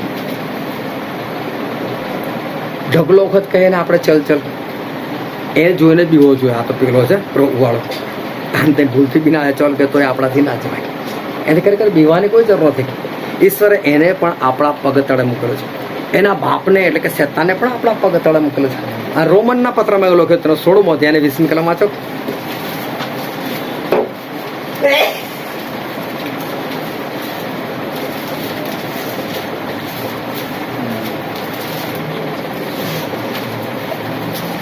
રોમન 16 અને 20. શાંતિદાતા દેવ શેતાનને વહેલો તમારા પગ તળે છોડી નખાવશે. હા, શું કહે? શેતાન તમારા પગ તળે છોડી નખાવશે. તો શેતાન ક્યાં છે? આપણા પગ તળે. વિચાર કરો, ખરેખર શેતાનને બીક લાગ્યું, હું તારા પગ તો ગમે ત્યારે માર દેશે તો મને છૂંદી નાખશે તો. એટલે આપણે બીવાની જરૂર નથી. શેતાન આપણાથી બીવે. હાલેલુયા. શેતાન આપણાથી બીવે. આપણે એનાથી બીવાની કોઈ જરૂર નથી. એ ગમે એટલો પાવરફુલ હોય, એ ગમે ત્યાં દોડીને જઈ શકતો હોય, 1 સેકન્ડની અંદર અમેરિકા જઈને પાછો આવી શકતો હોય, આપણને એનાથી કોઈ લેવા દેવા નથી. પણ છતાં ઈશ્વરે આપણને તો એની પર પણ અધિકાર આપેલો છે. એકવાર એક છોકરા દુષ્ટાત્મા અને ત્યાં આગળ મને બોલાવવામાં આવ્યો. અને જ્યારે હું ત્યાં ગયો તો ઉપરના માળે અને લોખંડનો દાદરો, અને એ દાદરો જે પૂરો થાય ને ત્યાં જ ગાડી આ છોકરીને બેસાડેલી હતી. અને હું ગયો, મને જોયું એટલે જોશથી ચીસ પાડી. આ ચીસ પાડીને પછી કહે છે, શેતાન તારી સેના લઈને આવી જો, મને કાઢવા આવ્યો છે કે છે. કે તારી સેના લઈને આય. મેં કહું તો અહીંયા જ ઉભો રહું છું. આ વાત તારી સેનાની. જો તારી સેના શું કરશે. તારો બાપ જે છે ને શેતાન, એ પણ ઈશ્વરથી અને ઈશ્વરના લોકોથી બીવે છે. એની તાકાત નથી. ઈશ્વરના લોકો એમને પાવરફુલ નથી, કારણ કે ઈશ્વર આપણા પાવરફુલ છે. એમને ઉપર આકાશમાં નીચે પૃથ્વી પર સગળો અધિકાર એમની પાસે છે ને. એમણે બધું આપણા પગ તળે મૂકેલું છે ને, એટલે આપણે રાજ કરી શકીએ છીએ. એટલે આપણે પાવરફુલ છે. એમને આપણે પાવરફુલ નથી. ઈશ્વરના લોકો એમ શક્તિશાળી નથી, પરંતુ ઈશ્વરે બધું એના પગ તળે મૂકેલું છે ને, એટલે શક્તિશાળી છે. પણ ઘણી વખત ઘણા લોકોને જોયો થાય પ્રોબ્લેમ થાય. એકવાર એક બેને વળગી ગયેલું, હું તો ત્યાં હતો નહીં, પરંતુ એક ભાઈને પ્રાર્થના કરવાનું તો પાછળથી ઊભો થઈ ગયો, પણ પાછળથી માથા પર હાથ મૂક્યો. ચોર નીકળી હતી. બીક એ લાગતી હતી કે આગળ હશે લાત મારી દેશું તો. પાછળ પેલો ઊભો થઈ અને પાછળથી કે ચાલ પ્રભુ નામમાં ભાગે. એક છોકરો હતો, હટ્ટો કટ્ટો હતો, અને એક ગામની વાત. અને આ લોકો કઈ છોકરાઓ હતા, એના છોકરાઓ બધા સારા વિશ્વાસી હતા અને ઈશ્વરમાં વધતા હતા. જુવાન છોકરા પણ દોરનાર કોઈ નહીં એ લોકોને. તો લોકો બિચારા ગિટાર વગાડે, ઢોલક વગાડે, રોજ આરાધના કરે. પેલા છોકરામાં દુષ્ટાત્મા પ્રગટ થઈ. દુષ્ટાત્મા પ્રગટ થયો, ભયંકર ધમાલ કરવા લાગ્યો. ધમાલ કરવા લાગ્યો એટલે આ લોકો બધાને એટલું ખબર કે પ્રભુ નામથી ભાગે છે. એટલા લોકો બધા હુકમ કરવા લાગ્યા, ચાલ પ્રભુ નામમાં ભાગ. 10 મિનિટ થાય, 15 મિનિટ થાય, પેલો શાંત થઈ જાય. અને પછી વાહ, કેમ છો કેમ છો, એટલે આગળ દુષ્ટાત્મા જતો રહ્યો. ખુશ થઈ ગયા પહેલા દિવસે. પણ બીજા દિવસ ફરી આરાધનામાં બેઠા તો ફરી પાછું ફરી પણ પેલો સાંજ પડી ગયો. બાળકોને એવું કોઈ જતો રહે એટલે ફરી પાછા ખુશ. ત્રીજો દિવસ, ચોથો દિવસ, અને પછી આ 4-5 દિવસ ચાલ્યું. પછી આ લોકોને લાગે કંઈ ગરબડ થાય છે. આ જઈને પાછો કેમ આવે છે, આવું ક્યાં સુધી ચાલશે? એટલે પછી ઘણા બધા લોકોનો સંપર્ક સાધ્યો. અને એમ કરતાં કરતાં છેલ્લે મારી પાસે આ સંપર્ક આવ્યો અને મને કીધું તમે આવો. ત્યારે વિનય વડોદરાની અંદર હતો, અને હું ને વિનય બીજામાં 3 જણા, અમે 5 જણા ત્યાં ગયા. આ લોકો ત્યાં ગયા અને પછી આ લોકો આરાધના કરી. એટલે પેલો છોકરો ધમાલ કરવા લાગ્યો. હટ્ટો કટ્ટો તો હાથ પગ એવા ઉછળે ને લાતો મારે બધાને. પણ ઈશ્વરના સામર્થ્ય તેમાં ત્યાં ભરાય એટલે કશું કરી ના શકીએ. પલક બગડતો 1.5 કલાક પ્રાર્થના ચાલી, એણે ધમાલ કરી. અને પછી અચાનક દુષ્ટની બી પેલો ત્યાં ઊભો છે. મેં કહું મારે એની જરૂર નથી, આ છે ને એને કાઢવાનો છે. મારામાંથી તો નીકળી ગયો, ત્યાં ઊભો છું. જે લોકોએ મને બોલાય, લોકો બધા પલટી ગયા. હા કે વાહ બરાબર છે, ઓકે થઈ ગયો કે છે. બાબા તમે રોજ કાઢો છો ને, તમે આજે મને બોલાય ને, તમે હું કહું છું એ પ્રમાણે આજે તમે થવા દો. તો તકરાર જેવું થઈ ગયું. ના કે છે નીકળી ગયો છો, ખાલી આને હેરાન કરવાની ક્યાં જરૂર છે? અને મેં કીધું ભાઈ આ નથી નીકળ્યો, પણ માનવા તૈયાર નહીં. પણ પછી મેં એ લોકોની અવગણના કરીને પ્રાર્થના ચાલુ રાખી. અને ચાલુ રાખી લોકો દુષ્ટમાં ફરી ધમાલ કરવા લાગ્યો. પછી મેં પેલા લોકોને કીધું હો બોલો. પછી એ લોકો બી સાથ આપવા લાગે, ના વાત બરાબર છે, રોજ અમારે ત્યાં જ ભૂલ થતી હતી, પણ આજે પૂરું કામ કરો. અને એ દિવસે એ છોકરાને પૂરો છુટકારો મળ્યો. હવે આ કામ જોઈને બધા ખુશ થઈ ગયા. અને ત્યાંથી 3 કિલોમીટર દૂર બીજું ગામ હતું. અમને ત્યાં બોલાય તો કે ત્યાં ગાડી એક બેન છે ને, એની તો દુષ્ટાત્મા છે. આ જે રૂમ છે ને એનાથી અડધો જ રૂમ. અને પછી આ દરવાજો છે, દરવાજો ને પછી ગાડી પેલી બેન ને ખુરશી પર બેસાડી. બેન માથું ધોઈને એની વાળ છૂટા અને ખુરશી પર બેઠી. એક્સિડન્ટ થયેલું, પગની અંદર વાગેલું હતું. એ ઘડી સણકા વાગે એટલે આમ થાય એને સણકા વાગે. બાય બેઠે અમને કીધું કાની અંદર વળગાડ છે, દુષ્ટાત્મા છે. સારું. હવે અહીં ગાડી બેઠા, અહીં ગાડી ઢોલક વાગે, અહીં ગાડી પેલું ગિટાર વાગે, જુસુસેનો અવાજ થાય, અમારે આરાધનાનો અવાજ થાય. અને એટલે અમારામાંથી એક જણ મેં કીધું કે ત્યાં જાણે, મેં કીધું પ્રાર્થના કર પેલી બાઈના માથા પર હાથ મૂકીને. અને જ્યારે દુષ્ટાત્મા પ્રગટ થાય ને કશું બોલવા લાગે ત્યારે એને ધમકાવજે. એટલે કાં તો મને કહે છે કે અમે લોકો આપણે બધા ભેગા થઈને કામ કરીશું. હવે અમારે આરાધનાનો અવાજ મોટો છે, ઢોલકનો અવાજ મોટો છે, ગિટારનો અવાજ મોટો છે. પેલો ભાઈ ત્યાં ગયો અને તો માથા પર હાથ મૂકી દીધું, ધમકાવવાનું શરૂ કરી દીધું. અને કોઈ દુષ્ટાત્મા પ્રગટ નતો થયો, ધમકાય કરે. પણ એ શું બોલે છે મને સમજ ના પડે, સામે ભાઈ શું જવાબ આપે છે એ મને સમજ ના પડે અવાજના કારણે. એટલે પછી મેં બીજાને મોકલ્યો કે ભાઈ તું જા ત્યાં શું થઈ રહ્યું છે, ખાલી મને કહે શું થઈ રહ્યું છે મને કહે. એ જણે એ બી માથા પર હાથ મૂકીને એ બી ધમાચકડીમાં ચાલવા લાગ્યો છે, પ્રભુ સન્નામાં ભાગના આને ત્યાં બધું ફલાણા ટેકડું. હજુ બી ખબર નથી પડી. ત્રીજાને મોકલ્યો, ભાઈ તું જેને મને કહે કે ભાઈ શું થઈ રહ્યું છે. તો ત્રીજો તો પાછો ઇંગ્લિશમાં ધમકાવા લાગ્યો. પાછો ઇંગ્લિશમાં દુષ્ટાત્મા ધમકાવે. હવે શું થાય એ જ ખબર ના પડે. ઓર હો વિનય તું જાય. શું થાય છે ને મને જરા જઈને કહે. હવે વિનય ગયો તો રાખો વિનયની પાછળ પડી ગયા, ધમકાય ધમકાય ધમકાય. વિનય કે ભાઈ કાકાએ પણ જોવા માટે મોકલ્યો છે કે શું થયું છે, શું થઈ રહ્યું છે. હવે એ બહુ થોડું ધમકાય કે દુષ્ટાત્મા છે, ધમકાય ધમકાય. મને ઈશારા કર્યો મેં કે આવો તમે. પછી હું ગયો, મેં કીધું બેન શું છે? તો કહી ને કે સાહેબ કે છે હું તો કે લોકો માટે પ્રાર્થના કરાવું છું કે મને કશું નથી. મને બી કીધેલું જ હતું કે પેલા દુષ્ટાત્મા છે. મને સારું છે, મેં કહ્યું તમે બધા માટે પ્રાર્થના કરાવતો, મારા માટે બી પ્રાર્થના કરાવતો. માં તમારી પ્રાર્થના સાંભળે. ના ના તમે સાહેબ કહો તમારી પ્રાર્થના થોડી થાય. મેં કહું ના કરાવો મારા માટે પ્રાર્થના. માં તમારી પ્રાર્થના સાંભળી. અને ભાઈ બહુ સરસ પ્રાર્થના કરાવી. અને પછી એમના માથા પર હાથ મૂકીને મેં પણ પ્રાર્થના કરાવી. એ બેનને આશીર્વાદ આપ્યો. પછી બેનની પાસે પ્રાર્થના કરાવડાવી ફરી એકવાર કે હું જેવું કહું છું તો બોલો. હા, અને પછી ખબર પડી કે આવું કશું હતું જ નહીં બેનની અંદર. અને ફોગટની અંદર ધમ પછાડા થઈ ગયા. અને પેલી ભાઈને બિચારો એક્સિડન્ટ થયેલો અને પેલો વાળ છૂટા રાખીને બેઠેલી, એટલે જ્યાં ચહેરો એવો દેખાતો હતો. અને એ લોકોએ ધમ પછાડા જે છે એ કરી નાખ્યા. બહુ ધ્યાનથી સમજજો. ખાલી એક નજર મારો ને એટલે એનાથી ઈશ્વરના લોકોને ખબર પડી જવી જોઈએ કે ખરેખર આ વાત જે છે એ છે શું. પણ આજે એ જે પહેલેના જેવા જે સામર્થ્યવાન લોકો હતા, ઈશ્વરના સેવકો, જે પરાક્રમી લોકો હતા, આજે જ્યારે આપણા ખ્રિસ્તી સમાજની અંદર આપણે જોઈએ છે ત્યારે આજે આપણને આ બધું જોવા નથી મળતું. આજે બધી આવી ઘટનાઓ આપણને જોવા નથી મળતી.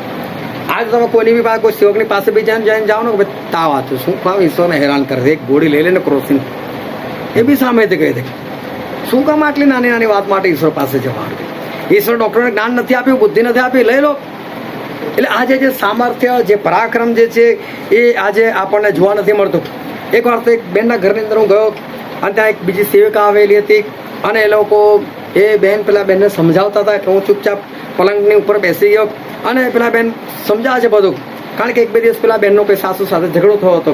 એટલે સમજાવતા હતા આ સેવિકા કે આવું બધું આપણાથી ના કરાય, તમારી સાસુ છે, તમારે સેવા કરવાની ફલાવા ટકડી શું કહે છે, માફ કરો કે તમારા દુશ્મનને તમે પ્રેમ કરો, આ બધું સારું સારું શીખવાડતા હતા. હું ત્યાં હતો ને બધું સાંભળતો હતો.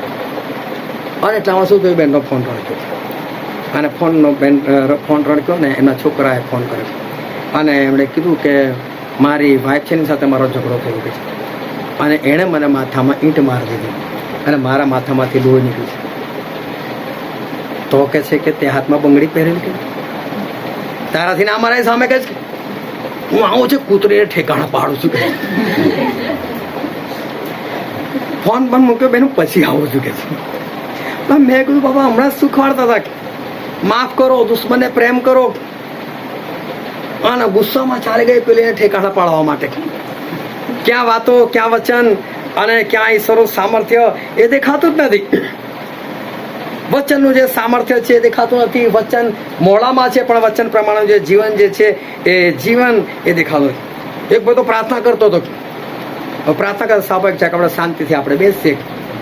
અજયને શાંતિ પડે, પેલો બિચારો પ્રાર્થના કરે છે ચૂપચાપ સહેજ બી અવાજ ના થાય બેસી ગયો. અને એમનો છોકરાનો છોકરો નાનું હતું. હવે બિચારાને ખબર નહીં કે પ્રાર્થના શું શું, એટલે પેલું છોકરું મસ્તી કરતું અને મસ્તી કરતો એટલે જ્યારે ડિસ્ટર્બ થવાય જ મસ્તી થઈ. તો પ્રાર્થનામાંથી જાય ગયો ને જોશથી ગાળ બોલ્યો બંધ થઈ ગયો. પણ ફરી પાછા ખબર નથી પ્રાર્થના કરું, ફરી પાછા પ્રાર્થના લાગી ગયો. હું કમાવી પ્રાર્થના કરું છું, ગાળ બોલીને પેલાને ઠંડો પાડે પછી પોતે ફરી પાછા પ્રાર્થના લાગે. આજે જે ઈશ્વરનું સામર્થ્ય જે છે એ સામર્થ્ય એ દેખાતું નથી. એકવાર તો હું વિનય એક જણા ઘર હતા, અંકલ હતા, અમે વાતો કરતા હતા. અંકલના હાથમાં બીડી, બીડી પીતા પીતા વાતો. આપણું તો સાહેબ એક જ હથિયાર છે પ્રાર્થના કે છે. બીડી અમે બરાબર આપણું એક જ હથિયાર છે. હવે આજે જે પરાક્રમ, જે સામર્થ્ય આજે જે દેખાવું જોઈએ એ દેખાતું નથી. આજે મારી ઘણી બધી જગ્યાએ ઓળખાણ થઈ છે ને એની પાછળનું કારણ છે એક સેવક. હવે એ સેવકનો ભૂતકાળમાં બહુ ઈશ્વર ઉપયોગ કરે અને દુષ્ટાત્મા હોય ને એટલે એમને લોકો બોલાવે અને ભાઈને દર્શન થાય કે એવું થાય. દુષ્ટાત્મા આજ્ઞા કરે, દુષ્ટાત્મા ભાગી જાય ત્યારે હું નવો નવો વિશ્વાસમાં આવ્યો અને એમને વિશે સાંભળો મને બહુ આનંદ થાય. અને પછી શું થયું, એમનું જીવન બગડી ગયું. એમને એ પણ ખબર કે જો જીવન બગડી જાય દુષ્ટાત્માની સામે ઊભા થાય ને દુષ્ટાત્મા બધું કહી નાખે કે બે તું શેતાન છે, તું મને કાઢવા આવ્યો છે, એ કહી દે મોડા પર. અને એટલે આ ભાઈને ખબર કે હવે દુષ્ટાત્મા સામે ઊભું ના રહે. એટલે હવે શું કરે, જ્યારે બી કોઈ બી દુષ્ટાત્માનો કેસ આવે ને ત્યારે બી એક મારી વિનંતી યાર પૂરી કરી આપો ને શું આ જગ્યા પર ફલાણા જગ્યા પર વળગાડ છે, તમે જે આવશો કે છે? હા જઈશ. તમને ખબર છે અત્યારે હું બહુ બિઝી છું, ત્યારે બહુ બિઝી છું. હમણાં જ છેલ્લા ઈસ્ટરના આગલા અઠવાડિયામાં અત્યારે ત્યાં સમિત ચાલે છે અને તમે જે આવો ને નડિયાદ જાઓ ને ત્યાં એક જગ્યાએ આવી તે વળગાડ છે ને સારું મારો નંબર આપી દઉં જઈશ. તમે નહીં તમને ખબર છે ને યાર હું કેટલો બધો બિઝી છું અત્યારે માથી નહીં. દુષ્ટાત્માને કહેશો ને તારે જ બિઝી થઈ જાય એ બીક લાગે તે જવાય નહીં આવી બનશે. હવે શું થયું કે 2 દિવસ થયા 3 દિવસ થયા મને તો કોઈ ફોન જ નહીં આવ્યો. એટલે મેં આ ભાઈને ફોન કર્યો. મેં કહ્યું પેલા કોઈને ભાઈ ફોન નથી નહીં આ તો રહેવા દો ને. મેં કહું ના રહેવું કોઈ બિચારાની જરૂર છે. તમે આપણે જઈને આવીએ મેં કહ્યું તમે મને એમનો નંબર મને આપો. ના ના છોડો ને યાર હવે કહે છે બોલો મને નંબર પણ ના આપ્યો. કોઈ પ્રેમ નહીં કશું. આજે જે પરાક્રમ જે સામર્થ્ય જે છે એ આજે દેખાતું નથી. ઘણી વખત તો પતિ પત્ની આનો તો એક સેવકની વાત કરું કે એ પતિ પત્ની એટલે લવ વર્ડ. હા એને જોઈને લાગે કે ભાઈ આ જબરસ્ત આવ્યું તો હમણાં જ પરણેલા લાગે છે નવા નવા જબરસ્ત પ્રેમ એકબીજાને. હા આરાધના કરતા હોય તો એકબીજાની સામે જ જોયા કરે. હા એટલો બધો એ લોકોને એકબીજા પ્રત્યે પ્રેમ. પણ જો 2 જણ ભૂલથી એકલા પડ્યા હોય ને અલગ અલગ અને તારે પત્નીને પૂછવાનું ભાઈ કેવું જવા દો ને માણસ માથે પડ્યો જરા. હકીકત તમે વાત કહો કે એવી ભયંકર હાલત આજે જે ઈશ્વરનું સામર્થ્ય ઈશ્વરનું પરાક્રમ જે દેખાવું જોઈએ એ દેખાતું નથી. આજે ઈર્ષા અદેખાય એ બધી બાબતો જે છે લોકોના જીવનની અંદર એક સામાન્ય વાત બની ગયેલી છે. અને બાઇબલની અંદર આપણે કલમ વાંચીએ ગલાતીઓનો પત્ર 5મો અધ્યાય 189 નંબરનું પાન. ગલાતીઓનો પત્ર 5મો અધ્યાય અને આપણે વાંચીએ તેની 19, 20 અને 21 કલમ. દેહના કામ તો ખુલ્લા છે, દેહના કામ તો ખુલ્લા છે. એટલે વ્યભિચાર, વ્યભિચાર, અપવિત્રતા, અપવિત્રતા, લપટપણું, લંપટપણું, મૂર્તિ પૂજા, જાદુ, વેરભાવ, કજ્યાકંકાસ, ઈર્ષા, ક્રોધ, ખટપટ, કુસમ, પક્ષાપક્ષી, અદેખાય, છાકટાય અને વિલાસ. તો ટોટલ 15 કામો છે. પછી શું લખ્યું છે આગળ? તથા તેઓના જેવા કામ હા જેમ પહેલા મેં તમને ચેતાવ્યા હતા તેમ તેઓ વિશે હમણાં પણ ચેતાવું છું કે જેઓ એવા કામ કરે છે તેઓ દેવના રાજ્યનો વારસો પામશે નહીં. આવા કામ જે કરે છે એ દેવના રાજ્યનો વારસો પામશે નહીં. ફરી કરવા વાંચો કેવા કામ છે. પહેલું કામ કયું? દેહના કામ તો ખુલ્લા છે, હા. એટલે વ્યભિચાર, જો પહેલું કામ છે વ્યભિચાર, અપવિત્રતા, લંપટપણું, મૂર્તિ પૂજા, જાદુ. હવે આ બધા કામ કેવા છે? બધા ભારે ભારે કામ છે. હા ને વ્યભિચાર છે, મૂર્તિ પૂજા છે, લંપટપણું. અરે ક્યારના છોડી દીધા પ્રભુમાં આવ્યા ત્યારથી બધું છોડીને બેઠા છે. પછી આગળ શું છે? હા ભાઈ વેરભાવે રોકાવું પડે થોડું. પછી વિચારવું પડે કે ખરેખર વેરભાવ છે કે નહીં. સગાઓમાં જ હોય. બીજા દૂરની વાત તો ઠીક છે પણ આપણા સગાઓની અંદર પણ આપણે વિચારે કે મારા બધા સગા મારી બધી ફૂવો જોડ બને છે, મારા બધા ફૂવા જોડ બને છે, મારા બધી બહેનો જોડ બને છે. ખાલી તમે સગાઓનું લિસ્ટ લખો ને અને પછી ખ્યાલ આવશે કે આમાં 2-4 જણા તો આડા જ છે. એની જોડે આપણું બનતું જ નથી. વેરભાવ છે આપણને. પછી કજ્યાકંકાસ. આ તો જન્મ સીધો અધિકાર. હા તો થવું જ જોઈએ. પછી ઈર્ષા, ક્રોધ, ગુસ્સો. આ ગુસ્સો તો સામાન્ય વસ્તુ છે બધાના માટે. પછી હા ખટપટ, કુસમ કોઈની સાથે સંપ ના હોય એવો વ્યક્તિ. પછી પક્ષાપક્ષી, અદેખાય, છાકટાય અને વિલાસ. હા જો આપણા કામ ક્યાં છે? ભલે 15 કામો લખેલા હોય પણ ઈશ્વરનું વચન એવું કહે છે કે આમાંથી એક પણ હશે ને તો તમે આકાશના રાજ્યમાં નહીં જાઓ. તો આમાંથી 4-5 કામ એવા છે ને કે બહુ સામાન્ય દરેકની અંદર જોવા મળે. અને એ કામ કરતા કરતા માણસો પ્રાર્થના કરે. એ કામ કરતા કરતા માણસ જે છે એ ઈશ્વરનું બાઇબલ જે છે એ વાંચ્યા કરે. તો આ બધા કામ જે છે એમાંના 4-5 કામ તો એ લોકોની અંદર જોવા મળે છે. કેમ? બહુ ધ્યાનથી સમજજો. આપણું યુદ્ધ કોની સામે છે? શેતાનની સામે. આપણું કામ, આપણું યુદ્ધ એ શેતાનની સામે છે. ઈશ્વર કહે છે મેં બધું તમારા પગ તળે મૂકેલું છે. આપણો દુશ્મન આપણા પગ તળે છે. અને જેટલા બી દેહના કામમાં છે ને, આ બધા કામ ફક્ત અને ફક્ત ધ્યાન રાખીને સાંભળજો અને કાન ખોલીને સાંભળજો. આ દેહના એક એક કામ એ શત્રુ શેતાનથી છે, બીજા કોઈથી નથી. શું આ પવિત્ર આત્માથી છે કામ? નથી. શું ઈશ્વર માણસે બનાવ્યો તો આવી રીતે બનાવેલું કે આ તીરસા દેખાઈ નાખીને બનાવેલો? તો કોનાથી આવ્યું બધું? શેતાનથી. વિચાર કરો કે જે શેતાન આપણા પગ તળે હોવો જોઈએ એના કામ તો હૃદયમાં ભરેલા છે. હાલેલુયા છે ને, એના કામ તો હૃદયમાં ભરેલા છે. ખરેખર પગ તળે હોવું જોઈએ આ બધું. એની જગ્યા પર એના કામ જે છે તો હૃદયની અંદર ભરેલા છે. અને પછી માથી 15:19 વાંચો તો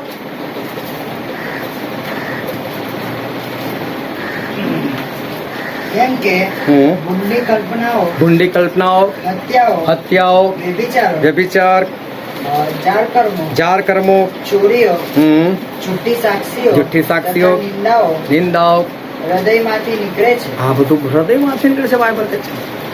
બોલો, જે વસ્તુ આપણા પગ તળે હોવું જોઈએ, જેને આપણે છૂંદતા હોવા જોઈએ, જેની કોઈ ઇજ્જત ના હોવી જોઈએ, જેની કોઈ કિંમત ના હોવી જોઈએ, એવી વસ્તુઓ માણસના હૃદયની અંદર છે. આ હૃદયની અંદર છે એટલું જ નહીં, પરંતુ મોંથી બહાર પણ નીકળે છે. એટલે કહેવાય છે એવું કે તમારું શરીર જે છે ને એક દુકાન છે, અને મોડું જે છે ને શટર છે. એ શટર ખુલે ને તો જ ખબર પડે કે દુકાન કોલસાની છે કે સોનાની. એટલે આપણું શરીર દુકાન છે. આ શટરનો ઉપયોગ કેવો થાય છે? ખુલે તારે ખબર પડે કે અંદર કોલસો ભરેલો છે કે પછી અંદર સોનું ભરેલું છે, એ પછી ખબર પડે. આ બધી બાબતો ઈશ્વર આપણા પગ તળે મૂકેલી છે. આપણે એની પર રાજ કરનાર હોવો જોઈએ, આપણે એને છૂંદનાર હોવા જોઈએ. અને કારણ અને વાત કંઈ અલગ છે, એની જગ્યા પર આ બધું બાબતો એ માણસના હૃદયની અંદર છે. કેમ હૃદયની અંદર છે? બહુ ધ્યાનથી સમજતા રહેજો. આજે આ બધી વસ્તુઓ દૂર કરવાનો ઉપાય ઈશ્વર આજે આપણને આપવાના છે. આ બધી વસ્તુઓ કેમ હૃદયની અંદર રાજ કરી રહી છે? અને એનું કારણ છે એફએસીનો પત્ર એનો 6ઠ્ઠો અધ્યાય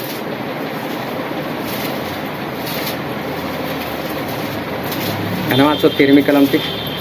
એફએસી 6:13 વાંચો.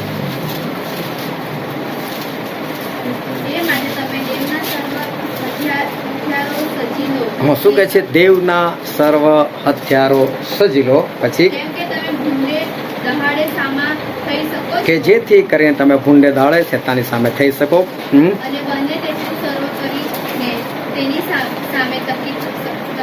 હા, શેતાનની સામે થઈ શકો. હા, શેતાનની સામે તમે ટકી શકો એના માટે શું કરવાની જરૂર છે? દેવના હથિયારોથી સજ્જ થવાની જરૂર છે. આ હથિયાર નથી ને એટલે પ્રોબ્લેમ થાય છે.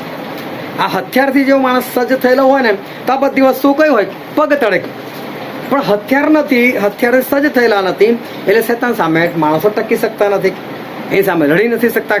અને પછી હથિયારો કયા છે? વાંચો આગળ. સત્યથી તમારી કમર બાંધી. હા, સૌથી પહેલું લખાયું કે સત્યથી કમર બાંધો. એટલે તમારી પાસે છે ને પેલા કમર બાંધેલી હોવી જોઈએ. એટલે કમર પટ્ટો એટલે કે બેલ્ટ પટ્ટો એ તમારા જીવનમાં હોવો જોઈએ. પહેલાના જમાનામાં આપણે અત્યારે જેવા પહેરે છે ને એવા કપડાં, બધા ફિટિંગવાળા કપડાં નતા. એમાં તો શું સિંગલ કપડું હોય ને, ખાલી લપેટી લેવાનું હોય એટલે કપડું નીકળી ના જાય. અત્યારે બી તમે સાઉથ ઇન્ડિયાની અંદર તમે જુઓ તો લોકોનો ખાસ જે ડ્રેસ છે એમાં લુંગી આવે. હા, લુંગી એટલે શું? ખાલી કપડું ચાદર જો ગોળ લપેટેલું હોય. બાય ચાન્સ એની ગાંઠ માટે ખુલી જાય તો માણસ કેવો દેખાય? નગ્ન દેખાય. એટલે તમારી નગ્નતા ના દેખાય ને એટલે ઈશ્વર શું કે સત્યથી કમર બાંધો. સત્ય જે છે ને પટ્ટા સમાન છે. અને તમે જો તમારે સત્ય બોલવું હોય ને તો તમારો મગજનો પાવર બિલકુલ ડાઉન હોય ને તો બી તમે જીવી શકો. પણ જો તમારે જૂઠું બોલવું હોય ને તો તમારી આસક્તિ જોરદાર જોઈએ. કેમ? ક્યારે કોને આગળ કયું જૂઠ બોલેલું છે ને તમને ખબર હોવી જોઈએ કે જેથી કરી ફરી આગળ કયું જૂઠ ચલાવી શકાય એ ખબર પડે. પણ જૂઠું બોલનાર થોડું બધું યાદ રહે કે આને આગળ મેં પહેલાં આવું કીધેલું અને હવે મારે એને આગળ આ જ કહેવાનું. એ તો બધી જગ્યાએ અલગ અલગ કહેતો હોય એટલે એને યાદ ના રહે ને જૂઠો માણસ હંમેશા પકડાઈ જાય. હંમેશા તમે જો જૂઠા માણસો પકડાઈ જતા હોય છે કારણ કે પહેલાં તમને શું કહે ને ફરી તમને શું કહે એટલે પકડાઈ જાય લોકો. અને માટે પકડાઈ જાય ત્યારે એની નગ્નતા ઉઘાડે એટલે આપણે ખબર પડે કે આ માણસ તો આવો છે અને જો સંબંધ રાખવા જેવો નથી. સત્યથી કમર બાંધો, પછી ન્યાયપણાનું બખ્તર પહેરી ન્યાયપણાનું બખ્તર. આ બખ્તર જે છે એ ગળાથી લઈને છાતીથી લઈને પેટ સુધી આગળ પાછળ આપણે ઢાંકી દે. કોઈ ગોળી મારે, તલવાર મારે, આપણને કશું જ ના થાય. પણ ન્યાયપણાનું બખ્તર. ન્યાયપણું એટલે આજ્ઞા પાલન. બીજી આપણા જીવનની અંદર હોવું જોઈએ આજ્ઞા પાલન. પછી તથા શાંતિની સુવાર્તાની તૈયારી રૂપી જોડા. હા, જોડા, ચંપલ એ શાના? શાંતિના. એટલે આપણી પાસે શાંતિ હોય, શાંતિની વાતો હોવી જોઈએ કે આપણે કોઈના બી ઘરે જઈએ, કોઈની બી પાસે બેસે તો આપણે એની જોડે શાંતિની વાતો કરીએ. હું એક ભાઈ જોડે પ્રાર્થના કરવા માટે ગયો, એ બી સેવક હતા. એટલે એમનું કોઈ ઓળખીતું પરિવાર ત્યાં ગયા, એટલે મને લઈ પણ નહોતા ગયા, પણ ખાલી આ તો બાય ચાન્સ અમે બે ભેગા હતા એટલે અમે ત્યાં ખાલી મળવા માટે ગયા. એટલે પેલી બેન હતી ને, એ બેને બધી ફરિયાદ કરી કે જાઓ તો મારો પતિ આમ કરે તેમ કરે છે. તો કે એને સમજ નહીં પડે, તમારા પતિને કહે છે આવું કરવાનું કે છે, અને આપણે શાંતિની વાત કર, બેને એક કરવાની વાત કર. અને પેલો ત્યાં તો બીજી જ વાતો કરવા લાગ્યો. બહાર નીકળીને કીધું, ભાઈ શાંતિની વાતો આપણા જીવનમાં હોવી જોઈએ. આપણે શાંતિની વાતો કરવી જોઈએ. શું વચન શીખવાડીને આવે છે? શાંતિની વાત આપણા જીવનમાં હોવી જોઈએ. પછી આગળ ચોથી વચન શું છે? સર્વ ઉપરાંત વિશ્વાસની ઢાલ ધારણ કરો. ઢાલ, વિશ્વાસ જે છે એ ઢાલ રૂપી છે. વિશ્વાસ આપણા જીવનમાં હોવો જોઈએ. પછી જેથી તમે દુષ્ટના બળતા ભાલાઓ ઓળવી શકો. શકશો. હમ. વળી તારણનો ટોપ પહેરો. તારણનો ટોપ પહેરો, એટલે કે માથું તમારું ઢંકાઈને માથા પર કોઈ હુમલો ના કરે. એમાં તારણ તમારા જીવનમાં હોવું જોઈએ. પછી તથા આત્માની તલવાર. અને આત્માની તલવાર, જે દેવનું વચન છે. જે દેવનું વચન છે તે તમે લોકો છે. આ વચન જે છે એ તો આત્માની તલવાર છે. આ બધું તમે લોકો છે. જો આ હથિયારો તમારા જીવનમાં હોય ને તો દેહના બધા કામ તમારા પગ તળે હોય. પણ જો એ દેહના કામો તમારા હૃદયની અંદર કામ કરતા હોય તો એનો અર્થ એવો થયો કે દેવના હથિયારોથી તમે સજ્જ નથી.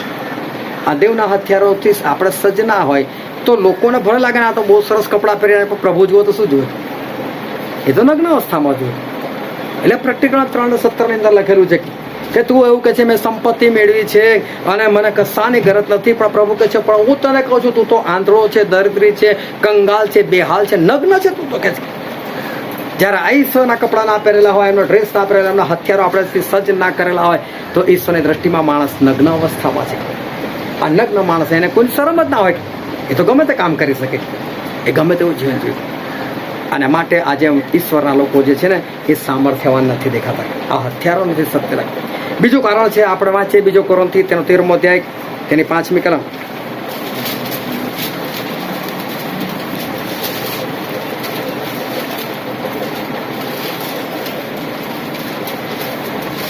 બીજો કોરિન્થી 13:5. તમારામાં વિશ્વાસ છે કે નહીં હા. તેની પરીક્ષા તમે પોતે કરો. તમારી પોતાની પરીક્ષા કરો. વળી જો તમને ના પસંદ કરવામાં આવ્યા નહીં હોય તો ઈસુ ખ્રિસ્ત તમારામાં છે એટલું શું તમે પોતે નથી જાણતા? બાઇબલ કહે છે તમે તમારી પોતાની પરીક્ષા કરો. કેમ આજે માણસ સામર્થ્યવાન નથી? કારણ કે માણસ પોતાની પરીક્ષા નથી કરતો, બીજાની પરીક્ષા કરશે. તો બિંદાસ ત્યાં આંગળી ચીંધી નાખશે, તું આવો ફલાણો. હું તમને કહું કે તમે કોઈ ચોર છે, ખરેખર ચોર છે, તમે જેને કહો તું ચોર છે એટલે ચોરી બંધ કરવાની. તમારે કહેવાથી કોઈ ચોરી બંધ કરવાનું, તમારે કહેવાથી કોઈ હત્યા બંધ કરવાનું, તમારે કહેવાથી કોઈ જૂઠું બોલવાનું બંધ કરવાનું. તમે જેને કહ્યું તું આવો છે, તું પરથી એ શું કહે છે તું જ આવો છે, એને થોડી અસર થાય છે. એ રીતે એ બીજો જે હોય તેનાથી આપણને કોઈ ફરક પડતો નથી. આપણે આપણામાં જોવાનું છે કે મારી અંદર છે કે નહીં. એટલે ઈશ્વર શું કહે કે તમે તમારી પોતાની પરીક્ષા કરો. પણ જ્યારે માણસ બીજાને જોવે છે, બીજાની પરીક્ષા કરે છે અને બીજાને પારખે છે તો એ માણસને કીધા પછી પણ એ સુધરવાનો નથી. તો તમારે કહેવાનો અર્થ શું? તો એનો મતલબ ઈશ્વરે કહેવામાં કહે કે તું પોતે સુધર, બીજાને સુધારા કરતા તમે પોતે સુધરો નહીં. અને માટે આપણે પોતે સુધરવાની જરૂર. હમણાં એક બેન સાક્ષી આપવા માટે ઊભા થઈ ગયા. સાક્ષી આપવા માટે ઊભા થઈ ગયા તો એમનાથી એક શબ્દ ખોટો બોલી ગયો. જૂના જીવનની અંદર કદાચ વારે ઘડે બોલતા હશે એટલે શબ્દ એમના મોઢામાંથી નીકળી ગયો. શબ્દ નીકળી ગયો, બધાએ બહુ સાહજિકતાથી લીધું કે હશે ભાઈ બોલાઈ ગયો છે, એમાં શું છે. હું પોતે પણ હસ્યો એ શબ્દ સાંભળીને. હું એ રીતે હસ્યો કે જે કંઈ જૂના જીવનના શબ્દ એમના અંદર હજુ પણ ઘર કરી ગયેલો છે ને આજે એમનાથી એકવાર બધાની વચ્ચે બોલાઈ ગયો. પણ એ જ નતો આમ કઈ જોવા લાગ્યું, આવું બોલવાનું, હું તારાથી કોઈ ભૂલ જ નહીં થતી. એનું શું જોવાનું?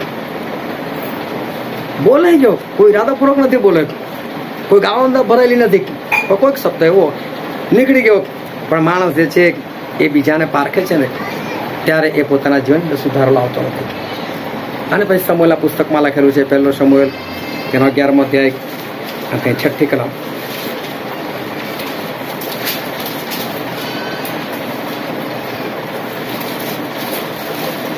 સાઉલે એ વચનો સાંભળ્યા બહુ ધ્યાનથી સાંભળજો કે સાઉલે વચનો સાંભળ્યા ત્યારે તેના પર દેવનો આત્મા પરાક્રમ સહિત આવ્યો ત્યારે પવિત્ર આત્મા પરાક્રમ સહિત આવ્યા, ને તે ઘણો ક્રોધાયમાન થયો. હવે વિચાર કરો, પવિત્ર આત્માને ક્રોધાયમાન થઈ ગયો હતો. શું પવિત્ર આત્મા આવે તો માણસ ક્રોધાયમાન થાય? પણ બાઇબલનું વચન સ્પષ્ટ છે કે ઈશ્વરનો આત્મા આવ્યો અને શાઉલ ક્રોધાયમાન થઈ. શાઉલને કેમ ક્રોધ ચડ્યો?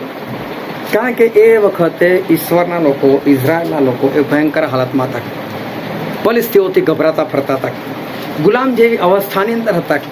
અને શાઉલને ક્રોધ ચડ્યો, તમે લડી ના શકો, તમે દુષ્ટતાને દૂર ના કરી શકો, તમે ઈશ્વરના સામર્થ્યથી ભરપૂર ના થઈ શકો. આજે ઈશ્વરના લોકો જે મોટા મોટા સેવકો છે એ લોકોની પાસે સામર્થ્ય નથી, એ લોકોની પાસે પરાક્રમ નથી. એ લોકો જ્યારે ઉપદેશ કરે છે ત્યારે એ લોકોને બીજાનામાં પણ સામર્થ્ય દેખાતું નથી અને સામર્થ્યવાન બનવા માટે કોઈને કહેતા નથી. બાકી હકીકતમાં મંડળીને જોઈને પાસ્ટરને ક્રોધ આવવો જોઈએ. તમે આવું ચાલો છો, તમારા જીવનમાં આવું, તમે પાવરફુલ નથી. જે ખરો સેવક છે, જે પાવરફુલ છે, એને આ ગુસ્સો આવવો જોઈએ કે ઈશ્વરના લોકો નમાલા કઈ રીતે હોઈ શકે? ઈશ્વરના લોકો પાવરફુલ હોવા જોઈએ અને કંઈક પાવરફુલ બનવાના માટે ઉકસાવવા જોઈએ કે ઊભા થાવ, ઈશ્વરનો આત્મા પ્રાપ્ત કરો, દોડો અને પરાક્રમી અને સામર્થ્યવાન બનો. એવો ક્રોધ આવવો જોઈએ. આ પેલો ક્રોધ નથી શેતાની, આ ઈશ્વરના આત્માનો ક્રોધ છે કે ઈશ્વરના લોકો કેવા સામર્થ્યવાન હોવા જોઈએ. એ દાઉદ રાજા કેવા હતા, એલિયા કેવા હતા, એવા આપણે બનવાની જરૂર છે. એવું લોકોને શીખવાડવાની જરૂર છે અને આપણે પણ એવા હોવા જરૂર છે. તો માણસને આવો ક્રોધ નથી આવતો, એનું કારણ છે કે એની પોતાની પાસે જે છે એ બાબત રહી નથી. જ્યારે પ્રભુ શું મંદિરની પરિસ્થિતિ જુઓ છે, ગોધાના બકરા વેચાતા જોયો છે, તો પ્રભુનો ક્રોધ નતો આવ્યો. એ કોઈ પાપ નતું એમનું કે મંદિર આના માટે છે, આ પ્રાર્થના માટે છે. આજે મંદિરની અંદર લડાઈ ઝઘડા થતા હોય, પોલીસ કેસ થતા હોય, તો આત્મા ઉકળી ઉઠવો જોઈએ, હે મારા ચર્ચની અંદર આ બધું ના ચાલે. પણ ક્યારે હોય એવું? ઈશ્વરનો આત્મા અંદર કામ કરતો હોય તો, એ પોતે સામર્થ્યવાન હોય તો એને પોતાના મંડળીના વિશે થાય એવું કે એ લોકો પણ સામર્થ્યવાન હોવા જોઈએ, ઉત્સાહ કે નહીં આપણે આવા બનવાનું, પાવરફુલ હોવું જોઈએ. ક્રોધ આવવો જોઈએ. પ્રભુ છે બધાને મારી મારીને ભગાડ્યા. અને આજે મંદિર બીજું કોઈ નહીં. બાઇબલનું વચન એવું કહે છે, 1 કોરિન્થી 3 અધ્યાય 16મી અને 17મી કલમ.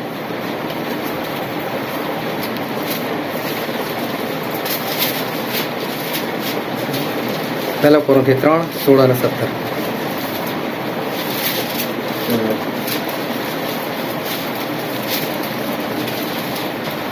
તમે દેવનું મંદિર છો અને તમારામાં દેવનો આત્મા વસે છે. એ શું તમે જાણતા નથી? જો કોઈ દેવના મંદિરનો નાશ કરે તો દેવ તેનો નાશ કરશે, કેમ કે દેવનું મંદિર પવિત્ર છે અને તે મંદિર તમે છો. બરાબર કહે છે, દેવનું મંદિર તમે છો. આજે આ મંદિરની અંદર આવું બધું હોય, આજે સરની અંદર આવી બધી વાતો હોય, તો જે માણસ પવિત્ર આત્માથી ભરપૂર છે ને એને ક્રોધ આવવો જોઈએ. ક્યારે કાઢશો આ બધું? એને ગુસ્સો આવવો જોઈએ, એને ક્રોધ આવવો જોઈએ કે ભાઈ ક્યારે તમારું સરને તમે મંદિર બનાવશો અને ક્યારે તમે એને સરખું કરશો. અને એને ગુસ્સો આવવો જોઈએ અને લોકોને કહેવો જોઈએ કે ભાઈ આવા નહીં, તમે સરખા બનો. તો બીજો ક્રોધ માણસે તરત આવી જાય. બાય ચાન્સ રસ્તામાં ઘરમાં કશું પડે, હે દેખાતો નહીં, ઉઠાવી હતી સરખું મૂક. એટલે ભાઈ કાલે હમણાં મૂકી દેશે કલાકમાં ભાઈ. ભલે ને ગમે તે પડે, હું વાતો છે. કદાચ કોઈ ખાતા ખાતા ક્લાસ મૂકીને ઊભું થઈ ગયું તો છોડ ભાઈ. કદાચ કોઈની લાત વાગી ગઈ ને પાંચ થઈ ગયું, પણ એમાં શું ગુસ્સો કરવાનો? માર દો પોતું 2 મિનિટમાં શાંત થઈ જાય બધું. પણ એ બાબતમાં માણસને આસાનીથી ગુસ્સો આવી જાય. પણ સરની અંદર શેતાન રાજ કરતો હોય એના માટે માણસને ગુસ્સો નથી આવતો. માણસ જે છે એને પવિત્ર આત્માથી ભરપૂર થઈને આ બધી બાબતમાં એને ક્રોધ કરવાની જરૂર છે. જ્યારે ગિદ્યોન એના જમાનાની અંદર બધા મિદ્યાનીઓ આવીને ઇઝરાયેલ પુત્રો લૂંટી જતા હતા. આ લૂંટી જતા હતા ત્યારે ઈશ્વરે ગિદ્યોનને પસંદ કર્યા. ઈશ્વરે ગિદ્યોનને એવું કીધું, ગિદ્યોન તું લોકોને ભેગા કર, કારણ કે છે મિદ્યાનીઓને મારવા માટે, લડાઈ કરવા માટે ચાક. અને આપણે કલમ વાંચીને આ દિવસનું પુસ્તક, તેનો 7મો અધ્યાય અને તેની 2જી અને 3જી કલમ.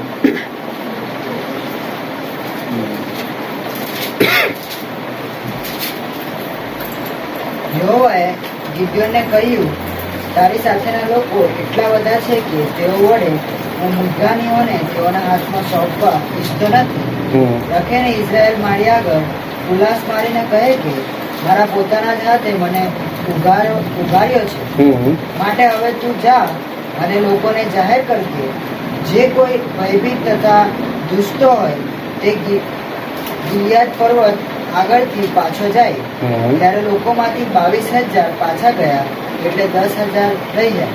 હવે ધ્યાનથી સમજો. ગીતીઓને બધાને ભેગા કરે, ચલો લડવા માટે જવાનું છે. પણ પ્રભુ કહે છે આ તો બધા બહુ લોકો છે કે છે એક કામ કર, બધાને કે જેટલા ગભરાતા હોય ને, ધ્રુજતા હોય લડવાથી, બધાને પાછા મોકલી દે. તો શું કહે છે 22,000 લોકો જતા રહે. અને રહ્યા કેટલા 10,000. તો ટોટલ કેટલા હતા 32,000. હવે બાય ચાન્સ બી આ 32,000 લડવા માટે જાત ને તેમાંથી 22,000 તો બીકણ થાય. હવે 22,000 સામેવાળું ટોળું જોઈને ભાગે પલટીને તો 10,000 ઉભા રહે. તો 10,000 પાછા જ ભાગે ને. આવું થોડું ટોળું હોવું જોઈએ. આવા થોડા યોદ્ધા હોવા જોઈએ કે જે યુદ્ધમાં નીકળી પડ્યા છે અને બીવે છે. ઈશ્વરના લોકો પરાક્રમી હોવા જોઈએ. પણ 22,000 લોકો તો બીકણ હતા. ઈશ્વર કહે છે હજુ બી આ લોકો બધા વધારે છે, પાણી પીવા માટે લઈ જાકે છે. અને કોણ કેવી રીતે પાણી પીવે છે ને મારે જોવું છે. તો એ 10,000માંથી 9,700 કેવી રીતે પાણી પીધું? શસ્ત્રો એક બાજુ મૂકી દીધા અને પછી બિંદાસથી પાણી પીધું. હા, તમે યુદ્ધ કરવા માટે નીકળ્યા છો, તમે પાણી જો પીતા હોય તો કમસે કમ એક હાથથી પીઓ અને એક હાથમાં શસ્ત્રો નાખો. કદાચ કોઈ મારવા આવી ગયું તો તમે સાવધ હોવા જોઈએ. પણ 9,700 બિલકુલ સાવધ નહીં, દેખી જાય. પણ 300 જણા ખાલી સાવધ હતા. 32,000ની સંખ્યા, એમાંથી યોગ્ય યોદ્ધાઓ જે નીકળ્યા એ ફક્ત 300. આજે ઈશ્વરના પરાક્રમથી ભરપૂર લોકો જે છે એ લોકો બહુ ઓછા છે. અને બાકીના લોકો જે છે તો આ લોકોને પણ મારી નાખ્યા છે. આજે લોકો આ ગરમીની અંદર બહાર નીકળે અને એ લોકોને સૂરજની બીક લાગે. આજે ગરમીની અંદર બહાર નીકળે, લૂની બીક લાગે, કદાચ લૂ લાગી જશે તો અરે યહોશવા જેવા બનો.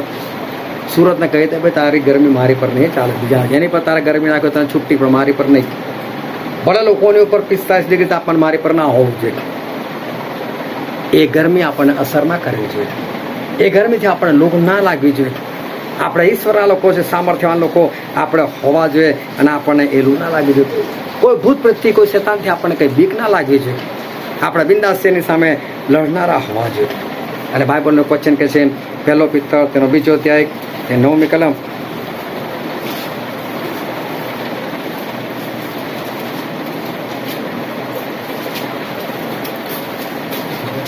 પહેલો પિત્તર 2 અધ્યાય 9મી કલમ. પ્રભુ તે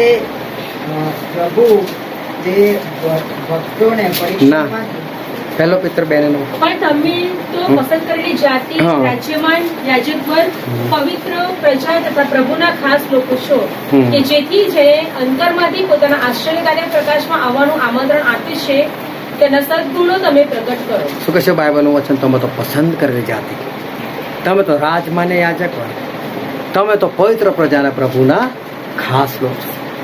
ખરેખર આવું છે આજે? શું આજે આવા લોકો છે? પસંદ કરેલી જાતિ જેવા, રાજ કરવા માટે માન્ય થયેલા લોકો, યાજક વર્ગ, ઈશ્વરની સેવા કરનાર લોકો. આજે આ બધી વસ્તુ ખાલી કાગળ પર રહી ગયેલી છે. આજે ઈશ્વરના લોકોની અંદર આ બધી વાત દેખાતી હતી. આ બહુ ધ્યાનથી સમજ. આજે જે વચન આપણે વાંચેલું હતું રાજામાં 2 પુસ્તક 2 અધ્યાય, અને આપણે તેની 1 થી 12 કલમો વાંચી. થયું એક ઘટના બની કે એલિયાને ઉપર જવું હતું, સ્વર્ગમાં પહોંચી જવું હતું, અને ઈશ્વરે નક્કી કરેલું હતું. આ વાત ચારે તરફ ફેલાઈ ગયેલી હતી. અને એલિયાને એવું કે વંટોળિયામાં થઈને ઉપર જવાનું હતું, અગ્નિઘોડા અગ્નિરથની અંદર બેસીને જવાનું હતું. એ ફાઇનલ હતું. એમને એવું હતું કે હું એકલો જઉં બસ, અને મારી સાથે કોઈ ના હોય. કારણ કે તમે વિચાર કરો કે તમે રસ્તામાં જતા હોય, અચાનક તમારી સામે અગ્નિઘોડા અને અગ્નિરથ આવી જાય તો શું થાય? બની શકે તમે એની આગથી જ પડીને ભસ્મ થઈ જાઓ. બની શકે તમે જોઈને તમારો હાર્ટ ફેલ થઈ જાય, તમને એટેક આવી જાય. બનવાકડે ગમે તે બની શકે છે. એટલે એલિયા જે છે એવું ચાહે છે કે હું એકલો જ જાઉં, હું પાવરફુલ છું, બસ હું જાઉં, મારી સાથે બીજું કોઈ ના આવે. એટલે એમનો ખાસ દાસ એલિશા, એટલે એલિશાને એટલું કહ્યું, એલિશા તું અહીંયા રોકાય, મને સર આગળ બોલાયા છે કે છે, મને યરીખો બોલાયા છે, તો બેથલ બોલાયા છે પહેલાં કે, તો કહે છે કે જો યહોવાના સમ અને તારા સમ, હું તને છોડીને ના જાઉં કે છે. હવે એલિશાને બી ખબર છે કે ઉપર લઈ લેવાનું છે. અને મારે કોઈ બી સંજોગોમાં મારું દર્શન છે કે એલિયાને નહીં છોડતું, હું ના છોડું, હું છેક સુધી જોડે જ રહું. હું નથી છોડવાનું તમને.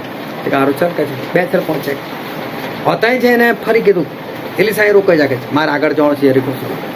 હું નહીં રોકાવું, ઈશ્વરના સામે તારા સામે ના તો છું. હવે એ લોકો ગયા યરીકો, તો કહે છે કે મને યર્દન પાર બોલાવ્યો છે કે છે તું રોકાઈ જાય, તો કે ના હું નહીં રોકાવાનો કે છે, ઈશ્વરના સામે તારા સામે તને ના છોડું કે છે. એલિયા જેવું કે નથી માનતા, હારું ચાલ. બીજા બધા સેવકો આવ્યા, એ લોકોને થોડું દૂર ઊભું રહ્યું. આ લોકો બે આગળ જતા રહે. જો પેલા લોકો તો માની ગયા ભાઈ અમારે આગળ નથી આવતું. આ 2 જણ આગળ વધ્યા.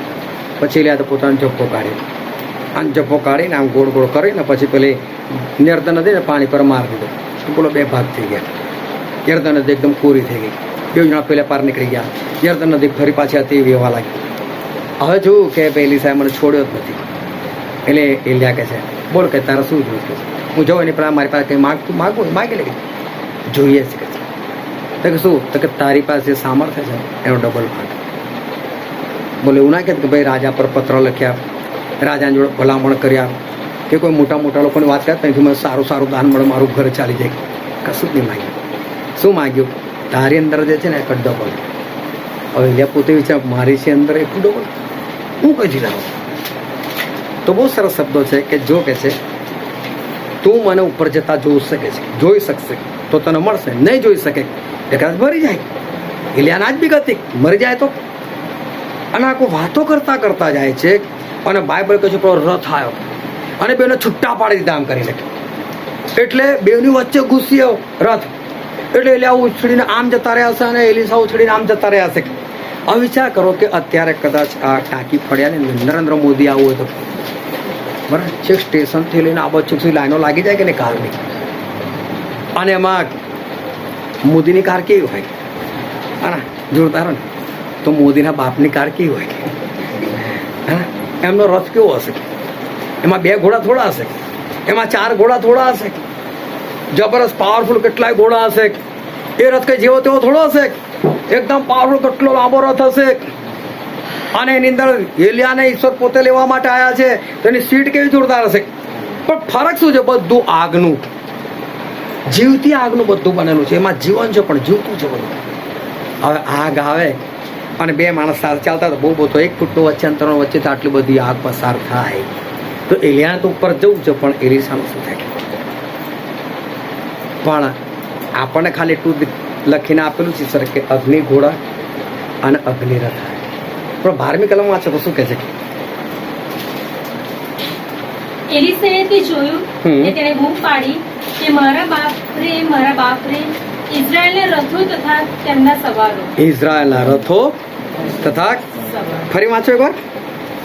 એલિશાએ તે જોયું હા. કે તેણે બૂમ પાડી કે મારા બાપ રે મારા બાપ રે ઇઝરાયેલના રથો તથા તેમના સવારો. રથ લખ્યું છે કે રથો લખ્યું છે? રથો. વિચાર કરો, રથો બહુ વચન હે ને. એક રથ થોડો છે, ભલે એક રથમાં બેસી જાઓ પણ આગળ પાછળ પૂરી સિક્યુરિટી સાથે. હા ને રથો આયા ઈશ્વરના. તો રથો ચલાવનારા નહીં એ કેવા સામર્થ્ય હશે. અને એલિસા એ જોને જોશથી બૂમ પાડ્યો મારા બાપ રે. આવી બૂમ ક્યારે પડે ખબર? એકવાર રાજાના દરબારની અંદર એક માણસ ઘૂસી ગયો, 15-20 ભાષાઓ બોલી નાખી, બધી કડકડાટ. બોલો આમાંથી મારી માતૃભાષા કઈ ગઈ છે? માતૃભાષા જે હોય ને એ તમે બહુ કડકડાટ વ્યવસ્થિત બોલી શકતા, બીજી ભાષા એટલી આસાનીથી ના બોલે. પણ આ તો બધી ભાષા એકદમ જોરદાર બોલે, બધા વિચારવામાં પડે. એટલે રાજાનો જે ખાસ મંત્રી બિરબલ હતો ને એની પર વાત આવી. એટલે કે વાંધો કાલે કહી દઉં કે છે. એટલે શું થયું કે પેલો એના એક જગ્યાએ સુવડાયો અને ત્યાં ગાડી બિરબલે એવી વ્યવસ્થા કરી, ઠંડીનો સમય. અને બિરબલે એવું કર્યું કે ત્યાં ગાડી ઉપર છે ને એક બરફનું એકદમ ઓગળેલું પાણી, એટલે ભરપૂર ઠંડુ. એ અડધી રાત પેલો ભરપૂરમાં ઊંઘતો ને તારે એને મોડા પર નાખી દીધું. તો ઓ બાપરે, આ ગુજરાતી છે. માતૃભાષા પહેલી આવી જાય ઉપર. એટલે બાપરે ક્યારે બોલાય? શું થઈ ગયું અચાનક મારી સાથે? જે તમે નથી જોયું એવું કોઈ ઘટના તમે જોઈ નાખો ને. જે આગ તમે જોઈ નથી આગ તમે કદાચ જોઈ નાખો. જે એક્સિડન્ટ તમે જોયો નથી એક્સિડન્ટ તમે જોઈ નાખો. જે મરણ તમે જોયું નથી કોઈનું મરણ તમે જોઈ નાખો. તમારા મરણ બાપરે આટલું ભયાનક. અને આ રથો જોઈને, એના સવારો જોઈને, આ એલીસા કે છે. ફરી વાર વાંચ્યું લાઈન. એલિસાએ તે જોયું ને તેને બૂમ પાડી કે મારા બાપરે, મારા બાપરે, ઇઝરાયેલના રથો તથા તેમના સવારો. શું લખ્યું? ઇઝરાયેલના રથો. આ ઇઝરાયેલના હતા? આ તો દેવના હતા. પણ દેવ પોતાને શું કહે છે? ઇઝરાયેલી દેવ. એટલે ઇઝરાયેલનો દેવ. યાકૂબ જે હતા ને, યાકૂબ એ માના પેટમાં હતા ને ત્યારથી ગરબડ વાળું હતું બધું. કે એસા એમને લાત મારી અને પોતે જન્મ લીધો પહેલો, અને યાકૂબને પાછળ કરી દીધો.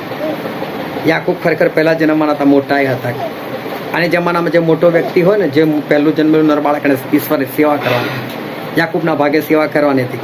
પણ આવી ગયો એસાવ. એટલે જ્યારે જુવાન થાય ને ત્યારે પેલા શાકના બદલામાં એ જ્યેષ્ઠપણું વેચાતું લઈ લીધું યાકૂબે. અને પછી જ્યારે ઈસાક એ એસાવને એ આશીર્વાદ આપવા જાય છે ત્યારે યાકૂબ કે છે આ તો મારો અધિકાર છે, અને જેને આશીર્વાદ લઈ આવે છે. ત્યાંથી એમણે ભાગવું પડે છે, પોતાના મામાને ત્યાં જઈને રહે છે અને લગ્ન કરવા માટે 14 વર્ષ મજૂરી કરાવે છે. અને ત્યાર પછી કે છે મને તે વિદાય કર, કશું કાપ. તો કેવી રીતે આપું? 6 વર્ષ બીજી મજૂરી કર. બીજી 6 વર્ષ મજૂરી કરી. 20 વર્ષ મજૂરી કરીને યાકૂબ ત્યાંથી નીકળ્યા. જન્મથી લઈને આ યાકૂબ જે છે લડતા જાય. રસ્તામાં શું થયું? યાકૂબ બધાને આગળ મોકલ્યા અને રાત્રે એક જગ્યા પર ગયા. ત્યાં ઈશ્વર સાથે લડાઈ થઈ. હવે ડિટેલમાં મારે નથી જવું, પણ એ રાત્રે જે લડાઈ થઈ ને, અને યાકૂબને ખબર પડી કે મારી સામે ઉભો રહેલો વ્યક્તિ એ કોઈ માણસ નથી. માણસ હતો મેં ક્યારો પરાસ્ત કરી દીધો હતો. પણ સવાર પડતા ઈશ્વરને લાગ્યું કે હવે અજવાળું થઈ જાય ને મને જોઈ જશે તો મરી જશે, મને ભાગવા દે. તો હાથ પકડી લીધો પ્રભુનો, મને આશીર્વાદ આપો પછી જાઉં કે છે. તો ઈશ્વર કે તારું નામ શું? તો કે યાકૂબ. તો કે આજથી તારું નામ યાકૂબ નહીં, આજથી તારું નામ ઇઝરાયલ. ઇઝરાયલનો અર્થ થાય છે જેના માટે દેવ યુદ્ધ કરે છે. જેના માટે દેવ યુદ્ધ કરે છે. બહુ ધ્યાનથી ઈશ્વરનું વચન સમજો કે આટલા બધા વચનો જે જોયા, આટલો સમય આપણે ઈશ્વરના વચનની અંદર કાઢ્યો, એનો નિચોડ શું કહેવા માંગે છે ઈશ્વર? ઈશ્વર આજે આપણને જે કહેવા માંગે છે એ ખરેખર એ વચન શું છે? કે ઈશ્વરે કીધું કે તારું નામ આજથી ઇઝરાયલ, જેના માટે દેવ લડે છે. તો જેના માટે દેવ લડતા હોય એ સૈનિકો કેવા હોય? એ દાઉદ રાજા કેવા હતા? એ એલિયા કેવા હતા? કારણ કે ઈશ્વર એમના માટે લડે છે. અને ગલાતીનો પત્રમાં એવું લખ્યું, ગલાતીનો પત્ર તેનો 3 અધ્યાય તેને 29મી કલમ.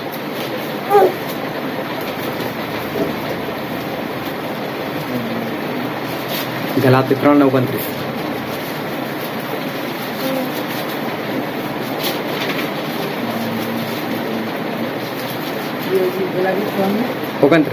છેલ્લી કલમ. અને જો તમે ખ્રિસ્તના છો તો તમે ઇબ્રાહીમના સંતાન અને વચન પ્રમાણે વારસ પણ છો. તો તમે ઇબ્રાહીમના સંતાન છો. હવે ધ્યાનથી સમજો, જો તમે ખ્રિસ્તના છો, હાલેલુયા, તમે ખ્રિસ્તી છો તો નહીં. ખ્રિસ્તી ધર્મ અલગ વસ્તુ છે. એ તો બધા ક્રિસમસ મનાવે છે, નવ વર્ષ મનાવે છે, ગુડ ફ્રાઈડે મનાવે છે, ઈસ્ટર મનાવે છે, જે કંઈ જગતના કામકાજ છે બધા કરે છે. એ ખ્રિસ્તી ધર્મ પાળે છે, એવા લોકોની વાત નથી કરતો. પણ જો તમે ખ્રિસ્તના છો, પ્રભુ ઈસુના જો તમે છો, તો તમે કોના સંતાન છો? તમે ઇબ્રાહીમના સંતાન છો. અને ઇબ્રાહીમનું સંતાન એટલે ઇઝરાયલ. યાકૂબ એમનું સંતાન હતું. એટલે ઇબ્રાહીમનું સંતાન, હાલેલુયા, ઇબ્રાહીમનું સંતાન એટલે ઇઝરાયેલી. હાલેલુયા. તો ઇબ્રાહીમના સંતાન એટલે ઇઝરાયલ. જો તમે ખ્રિસ્તના, તમે પ્રભુ ઈસુના છો, તો તમે ઇબ્રાહીમના સંતાન એટલે કે તમે ખરેખર ઇઝરાયેલી છો.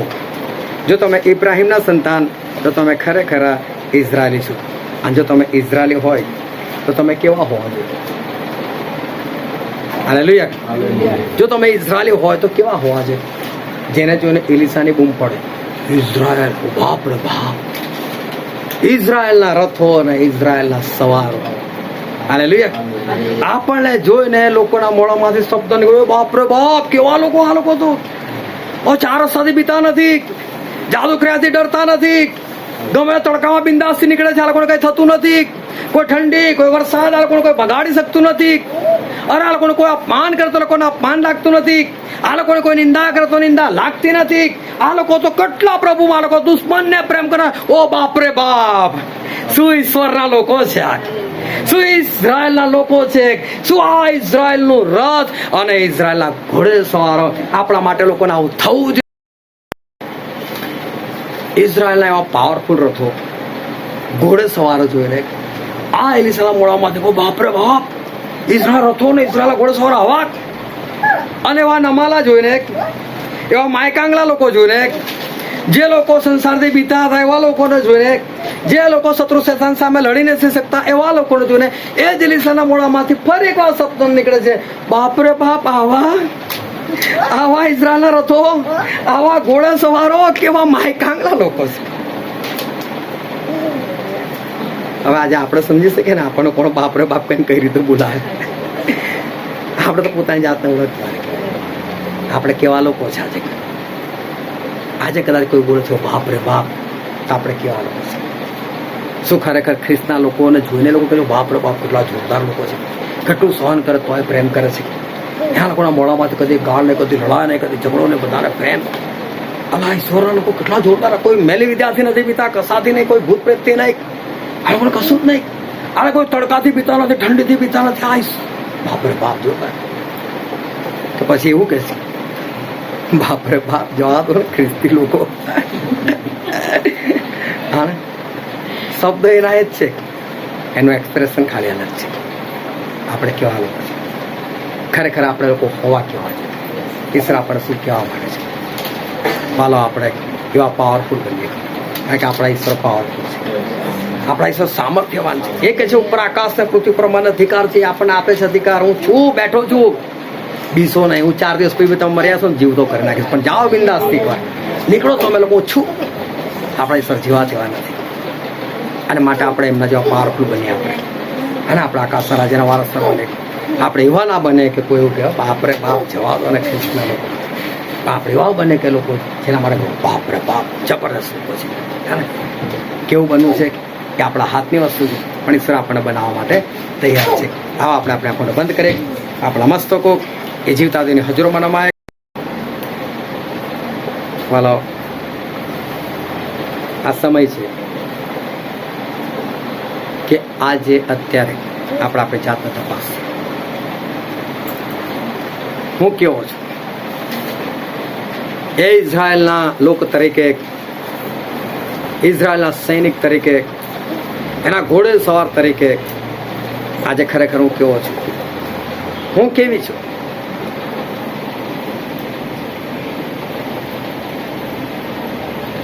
શું આજે મને જોઈને શું ઉત્સાહથી કહી શકે શું ખ્રિસ્તા લોકો છે? બાપ રે બાપ, જબરદસ્ત સહનશીલ, જબરદસ્ત ધીરજવાળા, જબરદસ્ત પ્રેમ કરનારા, જબરદસ્ત સામર્થ્ય, શેતાનથી બીતા નથી, પરાક્રમી સામર્થ્યવાન છે. આ લોકોનો ભૂત પ્રેતોને કાઢી નાખે છે, બીમારીઓને દૂર કરી નાખે, જોરદાર છે. તો પછી આપણને જોઈને કોઈ એવું કહી શકે કે બાપ રે બાપ, છવા દો ખ્રિસ્તના લોકો. અલા આપણે યોગ્ય બનીએ, આપણે સામર્થ્યવાન બને, કારણ કે આપણા ઈશ્વર સામર્થ્યવાન છે. એમની શક્તિ સામર્થ્ય આપણને આપવા માંગે છે. એના સામર્થ્યથી આપણે ભરપૂર થઈએ, અને આપણે પણ એવા બનીએ કે લોકો આપણે જોઈને આશ્ચર્યચકિત થાય, પરાક્રમી બનીએ આપણે. Thank you Jesus, thank you.